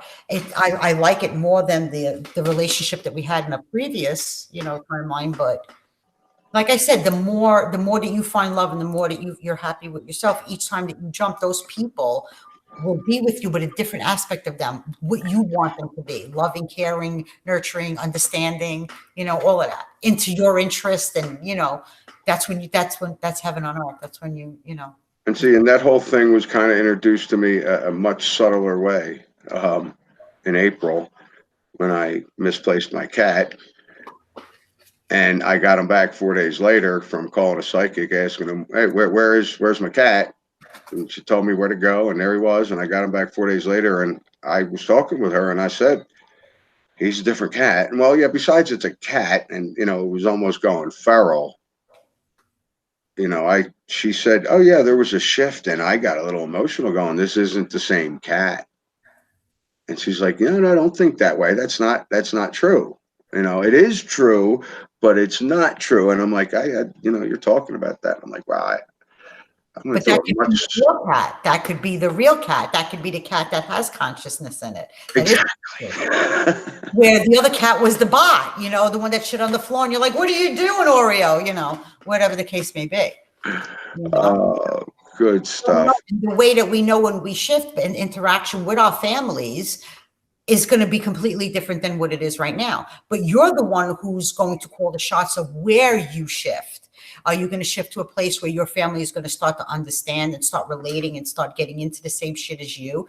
And the way you do it is through letting go, through understanding, through loving, through not hating them, through going, okay, I get this, I'm on my own journey. And then when you do shift, you're going to notice, you know, your daughter saying this, or your cat's whatever. And you're going to be like, this is really cool. I'm getting along with everybody really good. They're into this shit, you know, they're into what I'm into. So yeah. It's nice. Kind of, yeah. Do you dabble in tarot cards? Absolutely. Oh, this is going to be good. Absolutely. I douse. I do that. I do. Yeah, sure. Now, I'm not sure. I'm going to be talking with Michelle Wolf tomorrow at 1 p.m. Eastern. So it's Friday, 1 p.m. Eastern with Michelle Wolf. And I think she dabbles in cards too. And I've been holding this question for her. I was listening to a tarot reader, and I don't know where she goes, well, I've never seen that before. And another one's going, wow, I didn't realize this. Now, are you familiar with the Fool card? Of course. Okay. What color is the sun on the Fool card? You can't go by that because some are yellow, some are white, some are orange. So because there's so many different tarot cards that the pictures are all painted differently. Oh, okay. Well, because this one specifically, I believe it was a rider deck, and the one specifically, the girl's looking at it going, I swear the sun used to be yellow. Maybe I'm not. I used a golden tarot, and I used the Thoth tarot. I use a couple of them. Yeah, I don't use. Have you ever pulled cards on the Mandela Effect? No, you probably didn't, because you understand it differently. No. The only thing I pull cards on are like when you're able to read and do things, it's very difficult to read your own life. Like, you know, I can't explain it. Like, you can't read yourself. You can't read yourself. So my cards help me to to understand what, I understood something correctly. Situation around you, or Yeah, something like that. Yeah, because when you're reading, you can't. Or I could do a reading for a collective amount of people because I could pick up. Because for me, like your aura, like I feel your aura, I feel you. Yeah, you've been picking me up the whole interview. Yeah, I feel you as a separate, but when I do my videos, I feel everybody as a whole because we really are. So I feel them all as a whole, so it's easy for me to relate to a bunch of people and hit the nail on the head with every single one of them because I feel them all as a whole. Yeah, I never understood that because I see that happening, and I see, I'll jump on somebody's read and I'm listening. And I'm like, they got it down perfectly. I mean, I'm like, how could they have it down perfectly for, the 1,000 people that just watched? Because a lot of people, depending on who, you're getting, like I said, collectively, but then there are some that you're not getting because that story does not apply to them. So that message is not important to them. So then you do another reading and the other people, those people are like, oh shit, she's right on, where the other ones are like, no, this is not happening. So it's just a bunch of, it could be 1,000, 10,000, 20,000 people that you're relating to and the other ones you don't, vice versa, back and forth. It depends on who you tap into because you can't tap really into two different stories. I've seen readers try to go, for some of you, this is going to happen. For some of you, this is going to happen. And to me, that throws me off. I'm like, no, you know what? You can't do that. You're not picking it. You can't just stick with one collective. Okay. Instead of many different scenarios. Cause now you're tainting it. Now you're fucking it up. Focus on one, on one group of people, but that's the way I do it. So, their own way of doing it. I'm sure everybody does it differently. Tarot cards also, you know what, Anthony, even if you go online and you look up tarot for yourself, they're just, if it resonates with you, who's to say that there's anybody else listening to that person? Maybe that message is just for you and you alone. Right. You see people thumbing it up and people in the chat going, yeah, who the hell knows if they even exist? Yeah. Maybe it's just you giving the answer to yourself. Look at the chat now going, do these people really exist? Because, some of the closest people in my life right now are people I met online and have never met physically. So you don't know. How do we know what's behind me? I know that outside, my car is outside the street because if I go there, it's going to be there. But do I know that it actually exists right now? Like, what's his name? Einstein said, I would hate to think when I go to bed at night that the moon doesn't exist. We don't know. We only perceive what we could see as far as we could see. Other than that, it's don't know. Same in a video game, right? As the character goes, the everything unfolds for it. The cars, the streets, the buildings, and then whatever's behind just disintegrates. We don't know. Langoliers. We don't know. And it's not important. What's important is open your eyes. Open your eyes. Get to not know you because you don't know you, but get to create you. And like I said, through the bad and the good and the ugly, you're gonna make it fun. You're gonna make it fun. Hell yeah, make it fun. You're not gonna be able to manifest things. That's a little difficult, but you're able to change the story where the story manifests things for you. But if you're gonna sit there and sit with a collage of shit that you want, this yellow house and this fucking red car underneath your pillow for a month, thinking it's somebody gonna knock on your door, it ain't gonna happen. Manifestation don't work that way. Manifestation works through your decisions, your choices, and how you want to perceive. That's how manifestation is. And it could work very, very fast for people, very slow. They get stuck. Nice. Nice. I like it. Hey, you think we should wrap this up? We're doing good, or should we keep going?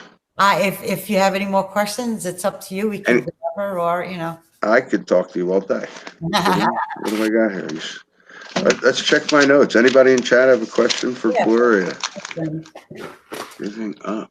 Anthony, with you, and I've told Paul this and I've told Brian this, I've always liked you. I've always liked the way you thought, and I like your aura because I think you're a very humble person, but you're also, in some ways, whether you believe it or not, you're self-sabotaging yourself. Oh, I know that. Please. I'm very aware of it, which doesn't make it any easier. Because you have to smile more. You don't, and you have to find reasons to. And if you can't find reasons through people, just look at your cats and make you smile. Look at. Oh, that's been happening like crazy. I'm just, I crack up. I mean, just keep smiling. If somebody looks your way, just smile. Even if they don't smile back, don't go, oh, fuck you. You didn't deserve my smile anyway. Just smile. Just smile because it's who you are. Start to bring out the light that's in you. I've done it. I've tried. I'll walk down the street, smile. You retract through disappointment. You can't Yeah. retract disappointment. You cannot hold the door. Do not hold the door open for someone if you expect a thank you. If you hold the door open for someone, expect no thank you. Do it because it's your nature. Yeah, well, that's true for sure. I think I pulled back when, I mean, I was walking down the street, saw a guy with a Villanova sweatshirt on. I'm like, yo, Philly. And he's like, ah. 2 weeks before I had a Phillies hat on, he came up to me. He's going, hey, Philly. He was all into it. This time when I said it, he didn't know who the hell I was. I didn't have my Phillies hat on. You know, he's like, and I just went back. I said, well, I ain't gonna say nothing to nobody. Let me ask you a question, Anthony. Mm. If somebody came to you in the middle of the night. Yes, I'm single. Besides scaring the living fucking shit out of you, let's just say a spirit came to you in the middle of the night and said, Anthony, all your answers, I'm going to answer them right now for you. Listen to me. Here's the creator. You're a thought in the creator's mind. He made you. He made all these frequencies for you to have an experience, to slow your soul's growth and to get an identity and your love and you're this, and there's no such thing as good or bad. There's no such thing as death. There's no such thing as fear. That minute on, how would you live your life? Knowing what you know, how would you live your life? Repeat that last part. I had to take the headphones off. If he said to you, you are part of the creator, this is what you are, this is where you're from, there's no good, there's no bad, there's just experience, have fun with it. How would you live? There's no such thing as death. How would you live your life right now? From that moment on, how would you live your life? Well, that's what I've been asking myself since I accidentally impaled myself. No, question. If somebody came to death to you this minute, what would you do? How would your life be different?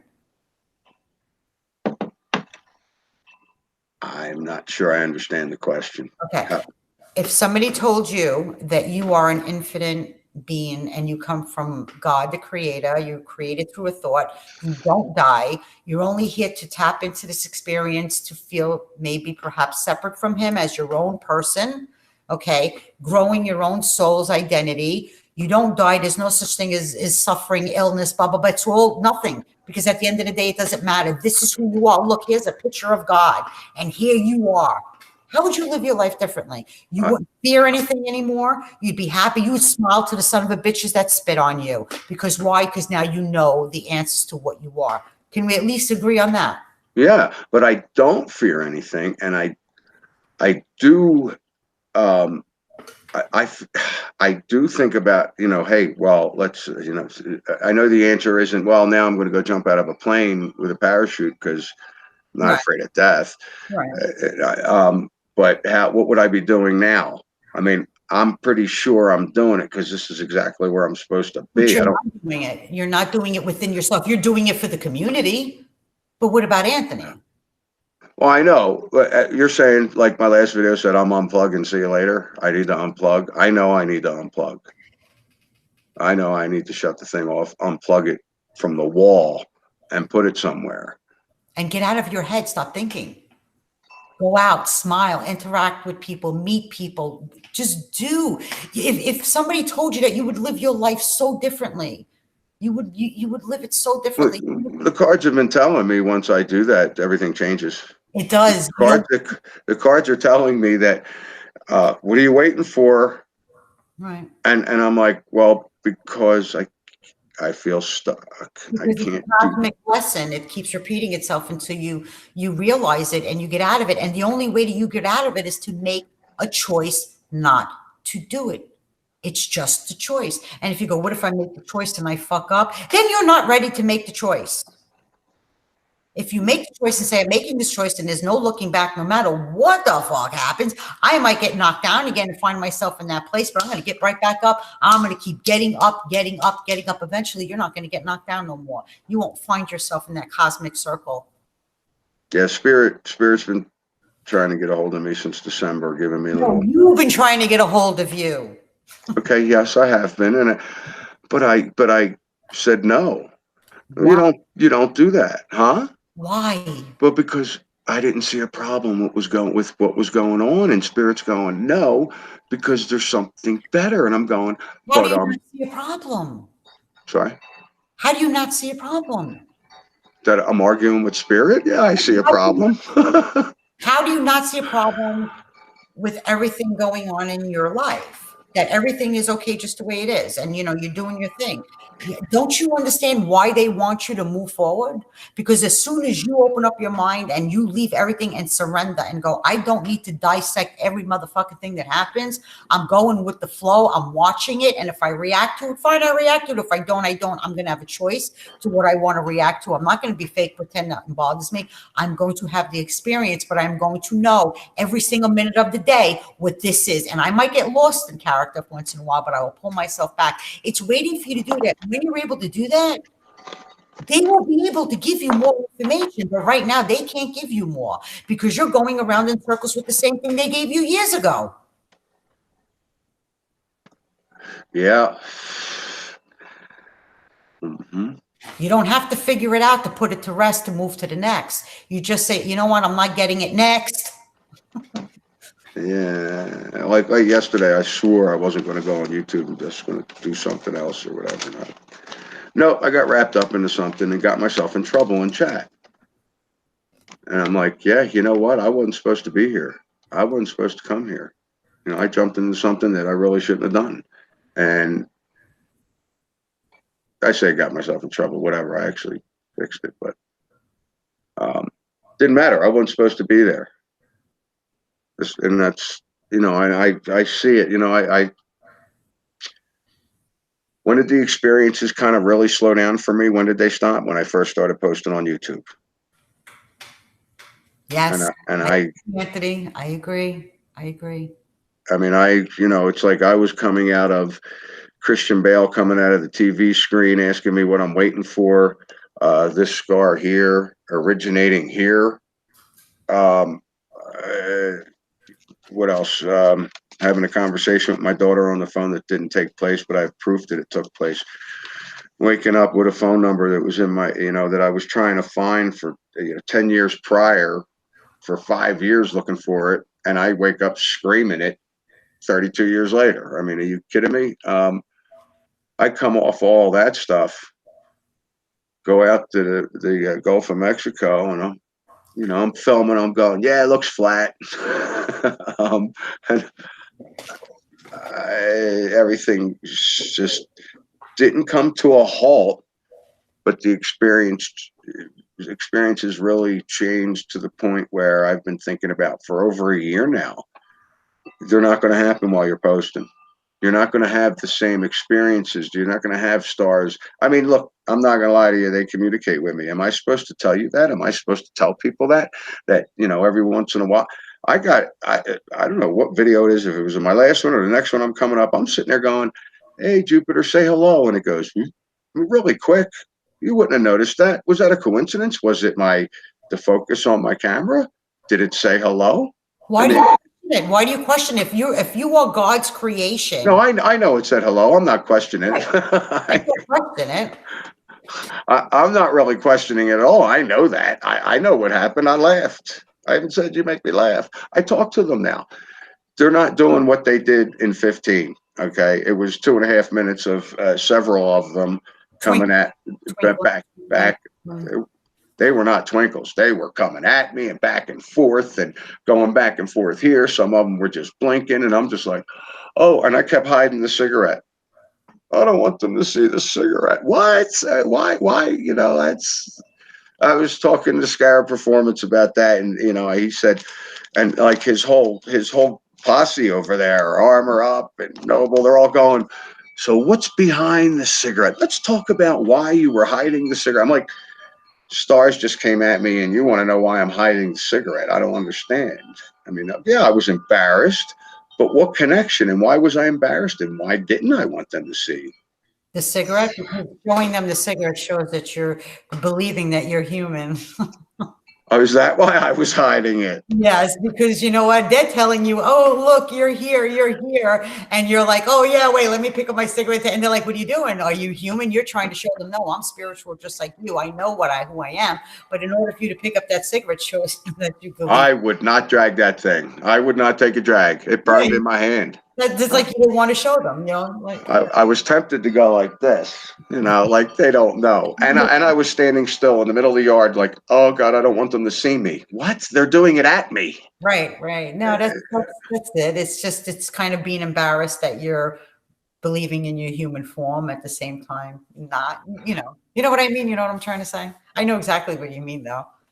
Yeah. I know what you mean, yeah. And every once in a while, they still give me a wink or whatever. And, that's the whole good and evil thing. What am I winking at? What am I talking to? I'm like, there's going to have to be a balance there. And that's how I'm going to deal with it. It's happening. I don't care if it's good or bad. And I shouldn't anyway, because even if it is bad, I'll learn from that. So it wouldn't matter. Absolutely. So we need to stop saying good or bad. We need to say experiences, just experiences. And eventually when we learn and our soul becomes that identity of just love. And like I said, you learn it through doing good deeds and you learn it through not doing such good deeds. That's how you become, that's how your body, your soul has an identity. Then you'll start to experience heaven on earth. You'll start to experience things differently. Beautiful. Because your soul now knows how to love. And when we do leave this frequency and God goes, okay, it's time to unplug this TV. You've been immersed in that character way too long. And we're standing beside him, which, like I said, we've never left. Now we have our identity. It's starting. He wants us to learn love. And you have to learn it through everything, because through hate and pain comes compassion. Break through compassion, now comes love. And I don't have to know anything except that. I don't have to know why. I don't have to dissect it. I don't have to figure it out. Who am I and why am I learning this? I just need to accept it and go through it. Yeah, you need to accept and go through it. You have to accept it and go through it. You do. And when you find yourself going, oh, that's horrible, that's horrible, that's horrible, you just look at it and go, that's part of somebody else's story that I just looked at, or that's part of my story. Where is this taking me? And get rid of the guilt, if there's guilt involved. There shouldn't be. Guilt, but you can't go through guilt, because if you fuck somebody up in your life, you did them a favor. You started their story between the ages, the day you're born to the age perhaps 11 or 14. Our story is already there. The blueprint's already there. The predeterminism, everything is already there.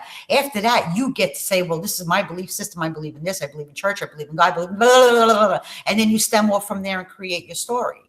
But now when you learn all this, now it's time to create a new story, to shut that book and start anew. And that's what I'm doing. I'm creating this new story. I like this. I like this because now the whole thing about me saying I can create and whatever, I went way up here with that. I'm taking that down to I'm creating the situation around me, or I'm forming it rather than, and then deciding. I'm making choices. It's not creative. It's creating, or whatever you want to call it. But I'm making choices now, rather than saying this is going to happen. Because when I'm doing that, I'm not lining it up with my heart. And if people have the misconception that everybody says that we create our own reality. So people go, that's bullshit, because I didn't create being broken. I didn't create having my house taken away. That's not what it means. Maybe nobody really broke it down for people. Okay. These things are going to happen because it's a chain reaction to everybody's story that we're all interacted with, and through our decisions and choices and blah, blah, blah, blah, blah. This is where it led us. Even if we made the right choices, even if we made the right decision, it's still where it led us, because there's a lesson to be learned.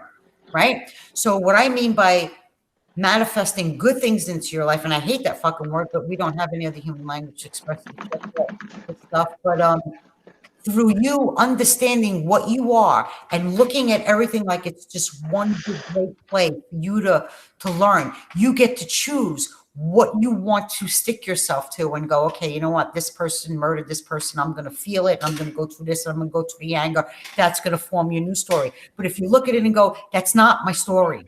That's somebody else's story. And I have to let that be that story. Yes, I feel pain and sadness because I have the senses, and God made the senses. He made tear holes in our eyes so we could cry and have fucking fluids come out of our eyes. It was meant for us to cry. Okay, we're meant to feel emotions, but it's what we take from these emotions that we continue to create our own reality with them. Does that make sense? So if you cry over something, you could cry, but then you let it go. Well, And I shifted when that happened. I'm quite sure. you know, look at the human body, the fact that we even cry. He wouldn't have given us tears if he knew that there wasn't going to be bad, what we call bad. And what you're saying, actually, it's an actual situation that happened to me, like the thing I was talking about, where I was waiting for months and there was people involved, and all I did was bless them people. I felt bad for those people, and I'm feeling it here. But I look back on that now, and I'm like, I am very happy with the way I acted. And did I get a hint from reading some tarot cards that are going, just sit back and wait? Taurus, I don't understand this. I don't understand this. It's you're feeling stuck, yet I'm telling you to sit back and stay stuck. I mean, that's what I was getting, and wait it out, wait it out, wait it out. And once I did, I'm looking back now going, I like how I acted. I like what I did. It's okay that it happened. I blessed these people, that person, whatever. Because it gives you a sense of peace, but to understand that it's part of their story and you're just reading it. You know, yes, because at first, believe me, I was quite angry and I did not defend myself. I did not. This has happened many times in my life. I'd be accused of something or somebody said something about me. I'm like, I don't feel I have to defend myself, but that didn't happen. Why do I have to defend myself? Prove it. Been saying that the truth is always told, the truth is always shown, right? No matter what. People could say you did this, you did that, and the truth will always come out. It always shows itself. And the best part for me is that when I'm in a situation where somebody said, well, she said this and she said that, I don't defend myself. I just let it go and say, if you know me, then you know that I did not say those things if you know me well. But if you choose to believe those things, so be it. And I cannot tell you how many times people call me up and say, I'm sorry. Yeah, it happened. You were right.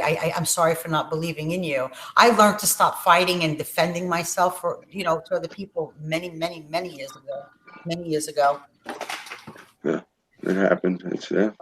Yeah. And I feel like I should. Yeah, I got people mad at me going, why didn't you say anything? Why didn't you defend yourself?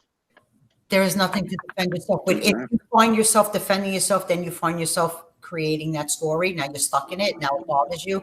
Now this one knows, and this one calls you up, and this one. Now it's become its own fucking paragraph. Right. Drop it. And it was always there. It was always there, right in my face. And I would wake up and go, okay, do I do this? Do I avoid this? Do I, and after 3 months, that stopped because I just did what I had to do. Just be you, because even when you're going to be a son of a bitch and perhaps hurt other people, you have to, because you're part of that puzzle. You're not an exemption from the rule. You're part of that puzzle. So you're not going to walk around in this reality being like Jesus if he existed, because it's not going to happen. You still have to be a son of a bitch. Okay. You still have to do things that hurt other people verbally, whatever the case may be. You still have to do it because you're still part of that puzzle. So don't beat yourself up for the things that you do that are wrong, that you sit there and go, why did I do that? Because you were supposed to. You're helping somebody else out. Agreed. And we're learning all this stuff and we're doing all this stuff. So is it important that we know, or at least for me, that I know, and I'm sure not everybody knows this, they might think it or believe it because we've talked about it, but that, we don't die. And when do we die? When do we leave? Is there an age? It's really funny that you brought that up, because I was talking to somebody about this recently.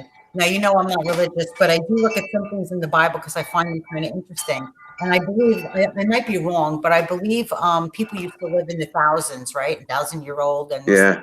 After the flood, they had limited to 120 years old. So I tend to think that we go through this experience to a certain point where we die and live, die and live, die and live, until maybe perhaps that number 120 or whatever it is, 120, 125, maybe those numbers mean something, where when we reach that point, we truly do go back home. And now, depending on how we develop our soul's identity, we get to take memories back. Your voice is getting muffled. It's getting. I'm not sure. Maybe I'm not supposed to say certain things then right now. Oh, I shouldn't have stopped you. Do you hear me now? I do. Okay. I was saying, like, I don't follow the Bible, but there is something in the Bible that says that after the flood, people were punished, so their lifespans were shortened down to 120, 120 years old, 125 years old, like that. So I think that maybe we do keep shifting until we reach that age, which pretty much takes forever if you think about it while we're shifting, because there was no time. But anyway, when we do reach that age, then we get to start over, or we get to have our memories when we're with our creator, although we are always with him and we've never left. We're just tapping into this, but we get to have some memory, because when you're there, you have no memory of anything. So now you're starting to develop love, and that's one thing, and then you'll come back and do it all over again. So it makes me wonder, when I accidentally impaled myself, but because it was pitch black and I didn't know it, didn't see it, didn't believe it, is it, of course it's possible, but would you think that no matter what, okay, now that maybe it's that I remembered it because I didn't believe it, and if I would have saw it happen or whatever, I would have just reverted back to a baby avatar at that point in my life? Well, that's interesting. Well, it could happen two ways. Maybe if you noticed it, you would have still woken up on this reality with memory loss of you knowing it, because that wouldn't serve the purpose. Okay. That's a possibility, but I don't think that you would revert, because I think that there is a certain limit to that. We have to reach a certain time that we're given and then be able to start over. But the simple fact that you didn't see it was for your benefit, because when you were okay, then in your head, you were okay, because you didn't see the severity of it. Does that make sense? Yeah, well, I felt this. I didn't feel the severity. I just knew it was there. I felt nothing. Right. So there's a reason for that. There's a reason for that. You know, people who fall down of a heart attack and then wake up in a hospital and be like, oh, you had a heart attack, but you're okay now. You know, if you know what I'm saying? If there was somebody that jumped over and said, no, you dude, you were dead. I seen you on the floor. I might fucking throw a monkey wrench and shit. I don't know. But we don't know. We don't feel the pain. We don't know the severity of things. You know, you're in a car accident and you're in a coma and you die, and you don't know the severity of it. The last thing you remember was driving that car. So when you wake up, the last thing you remember was driving that car. And then somebody will say, yeah, we pulled you out. You were still breathing. You understand? Yeah, I do. Sure. So it goes on. Story goes on. But we've died many, many, many, many, many times. Many times. Many times. I was wondering, I just peeked the chat. I got to stop doing that. They said something about the wind chimes. I was wondering if the wind chimes were bothering the sound, but now they're talking about something else. Yeah, this is fascinating. Let's keep going. Yeah. I'm learning so much. I think I've shifted 3 times during this conversation, personally, you know, individually. Well, because if it resonates, it makes sense. I mean, you could watch a lot of people and they could give their theory, and out of like a 2-hour video, you could extract one thing that resonates with you and you go, holy shit, that's the question, the answer I've been looking for a question that I've been asking for years, right? And it could just be like, bam, it just put another piece of your puzzle together about yourself.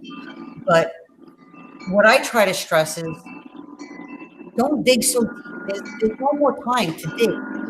That's plenty of time. Okay? Now it's the time to act on. Now it's the time to start doing.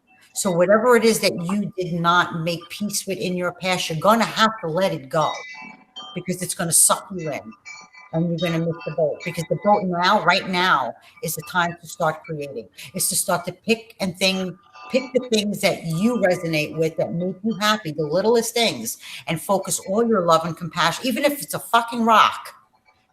Keep that up, keep it up, keep it up. And you will start to notice people changing around you. They will fall away. People don't cut you off as much. And today I walked into the store, 3 people, you know, I'm standing next to me. Good morning, good morning, good morning. I'm like, what? I'm like, okay, good morning. You know, where usually people are like, are you done with the coffee? I need to, you know, it's my turn. You know, it's like you start to notice more and more of the positive things, because you're actually creating it, because you do create what you focus on. I'm noticing that stuff, but I'm not interacting with it. I'm walking around looking at people going, hi, good morning. And I'm like, do you want to know why, Anthony? Do you want to know why? That's why I have you on. You do that, but and then you'll feel good for a day or two. You're like, you know what? I could do this. This is working. And the first son of a bitch that comes and throws a monkey wrench in it, you're going, fuck this. This is fake. You see, I put up positive shit, and then I get this idiot come in here ruining my day. I did it for nothing. This whole positive thing is not going to work. But what you have to understand is, no matter how positive you are, no matter how much you look at the beautiful because you're trying to evolve into something better, you're still going to have the people coming at you. You're not done learning. Not by a long shot, not on this reality, the next one, next one, next one, next one. You're still going to have people coming in doing that because you're not learning. But what you do learn after a period of time, when that person throws that monkey wrench in it, you don't care no more. You look at it and go, I can't believe that guy just did that. Okay, well, next, oh, wow, that tree's got beautiful flowers. It doesn't faze you anymore. But if you keep retracting and going, this shit don't work. I just need to just be away from people. You're defeating the purpose. Yeah, I'm seeing that, and I'm but I am pushing out there trying, but it's just, to me, it just seems mundane. There's no trying. You do it or you don't. There's no middle with this, Anthony. You do it or you don't. If you do it, you accept what comes with it. And if you don't, you accept what comes with it. There's no trying. And that's what I'm doing. I'm accepting. I'm out there and I'm just letting it happen. Good. But I'm not interacting. I feel like I should be interacting and letting it happen, which, does that make sense? Yeah, because you learn more through interaction. You actually learn more about hearing yourself talk to a stranger than you do anything else. By just the tone of voice, by saying to somebody, good morning. Sometimes it'll give you a chill and you'll go, wow, that felt really good. Had nothing to do with the other person. It's just that you said it with so much compassion that you feel that compassion inside you. And that gives you like a spark. Something so simple. Yeah, like this. I mean, how well do I know you? This is the first time we ever talked. Right. You know, and I'm like, I'm ready to go out and start my day. And when somebody throws a monkey wrench in it, Anthony, don't look at it. Just, you want to look at it, go look at it and laugh and go, not today. I'm going to go GLORIA. Just look at those things that come in. This is something I need to look at. But if it's something so petty, like somebody saying something rude, just go, oh, please, you're not gonna fuck. I'm not letting you in here. I'm sorry. I'm in my happy bubble. And that's okay, because that's where I'm at. Because I'm like, I just want to observe those people. And believe me, most of the people I interact with at all, I'm behind the bar, and most of the time, that's what's happening. Most of the time, but not all the time. It's a shame when a couple comes in and they're all like, "Hey, what's going on?" And I'm like, "This guy over here just tried to walk out on a bill." I'm like, or a couple, somebody left and then didn't pay me. Why am I doing that? They're all happy. Why am I giving them my crap? It's just conversation. We're interacting with people. It's something obviously that bothered you, because if it didn't bother you, you wouldn't bring it up. Yeah. Oh boy, I take that stuff so personal. Yeah, and you shouldn't, because it's not personally done to you. We are sharing this experience, and it's what people do, whether they're consciously aware of it or not. Well, why does some people do stupid things? Because we have to all do what we're doing to create a story, or there would be none. There would be none. If he didn't come and fuck up your day by not paying a tab, you would have been happy all day. And then you question the happiness and go, what's happening to me? Why am I happy all day? Nobody got to me? No, it's like, yeah, you're going to get what you used to. Yep. This is weird. There's so many ways to describe something, but it all leads back to the same shit. Pay attention to yourself. Observe other people, because you'll see yourself through them. And the things that get you angry, there's always a reason for it, man. Always. You're projecting that. Yeah, it's not that you could look at it as you're projecting it, or it's just something that you truly believe about yourself, and it needs to be addressed so it'll come out through somebody else. Right. I guess so. So you can take a look at it. I've always said to my son, would you get mad if a really nice person dressed in a suit turned around to you and said, you're fucking crazy? And he goes, yeah. He goes, I'd probably punch him out. I said, but would you get mad if there was a crazy person in the street and looked at you and said, you're crazy? He goes, no. I said, why? He says, because he's crazy. He doesn't know any better. So that would bother you and the other wouldn't, right? So you got to look at what you choose to make bother you and what you choose not to, because it's your choice. If you understand what I'm saying? If you look at that person and it wouldn't bother you, then you probably don't believe that about yourself. But if that person who you think is normal said something and it bothered you, it's what you believe about yourself. And that's what I'm. People that we believe are trying to teach us something. Well, that's definitely what I'm doing now because of this conversation. But I'm going to pick and choose. I'm going to pick and choose what I create, and that's the way I term it. I don't know that that's what it is. And creation and manifestation is not through, I'm going to think of this, I'm going to think of this, I'm going to think of this, I'm going to, come on, come on, come on. Give me, no, no, no, no. Yeah, I know. It's just a matter of, you know, looking at a spilled cup of coffee on the floor, going, fuck, I just cleaned the tile, or looking at that bird just flew by your window and go, look at the wings on that bird, how beautiful. Or clean up the coffee while you're looking up at the bird. It shifts you, it changes you, I'm telling you, little things. And then you got to prepare yourself for the big things. You can't just walk around in la la land saying only the little things. You know, you're capable and you're strong enough to keep the positivity through the little things, but you're not strong enough to keep the positive through the bad things. You have to do it equal. You have to. Granted, it's a little harder, but you got to do it. It's choice.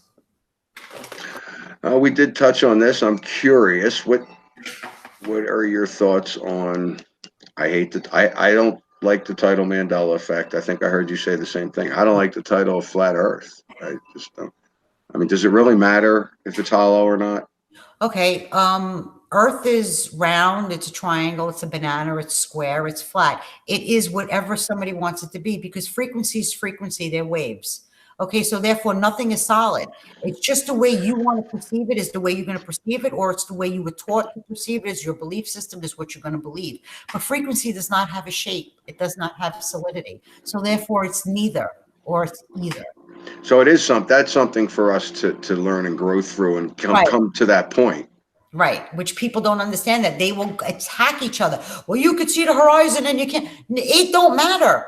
You look at a table and think that the table is solid. The table is made up of empty space, and atom has 99.9% empty space. Therefore, it cannot be solid. The earth is not. It's not flat. It's not round. It's a vibrational wave. And through your belief system, you will believe that it's round. And through somebody throwing a monkey wrench in your belief system telling you it's flat, then you will go with that story. Then that's what it becomes. But in reality, it's just a frequency. It's like sematics. I mean, you know, you look at a speaker and you put rice or sand on there, and they turn up the frequency and it forms all these different pitches and cake on top of each other to form look like little fucking cities. But then when you turn that frequency down, the sand falls to nothing. Reality is the same way. So Earth is neither flat, round, square, banana, triangle. It's only two things it is. So to take it a step further, to say the stars are in the firmament and there's something different in outer space, not what they told us. There's no point in me asking you what you think about that, because it's the same answer. It's what you want to it's the story you want to create for yourself. If you believe that, then that's what holds true to you. That's your truth.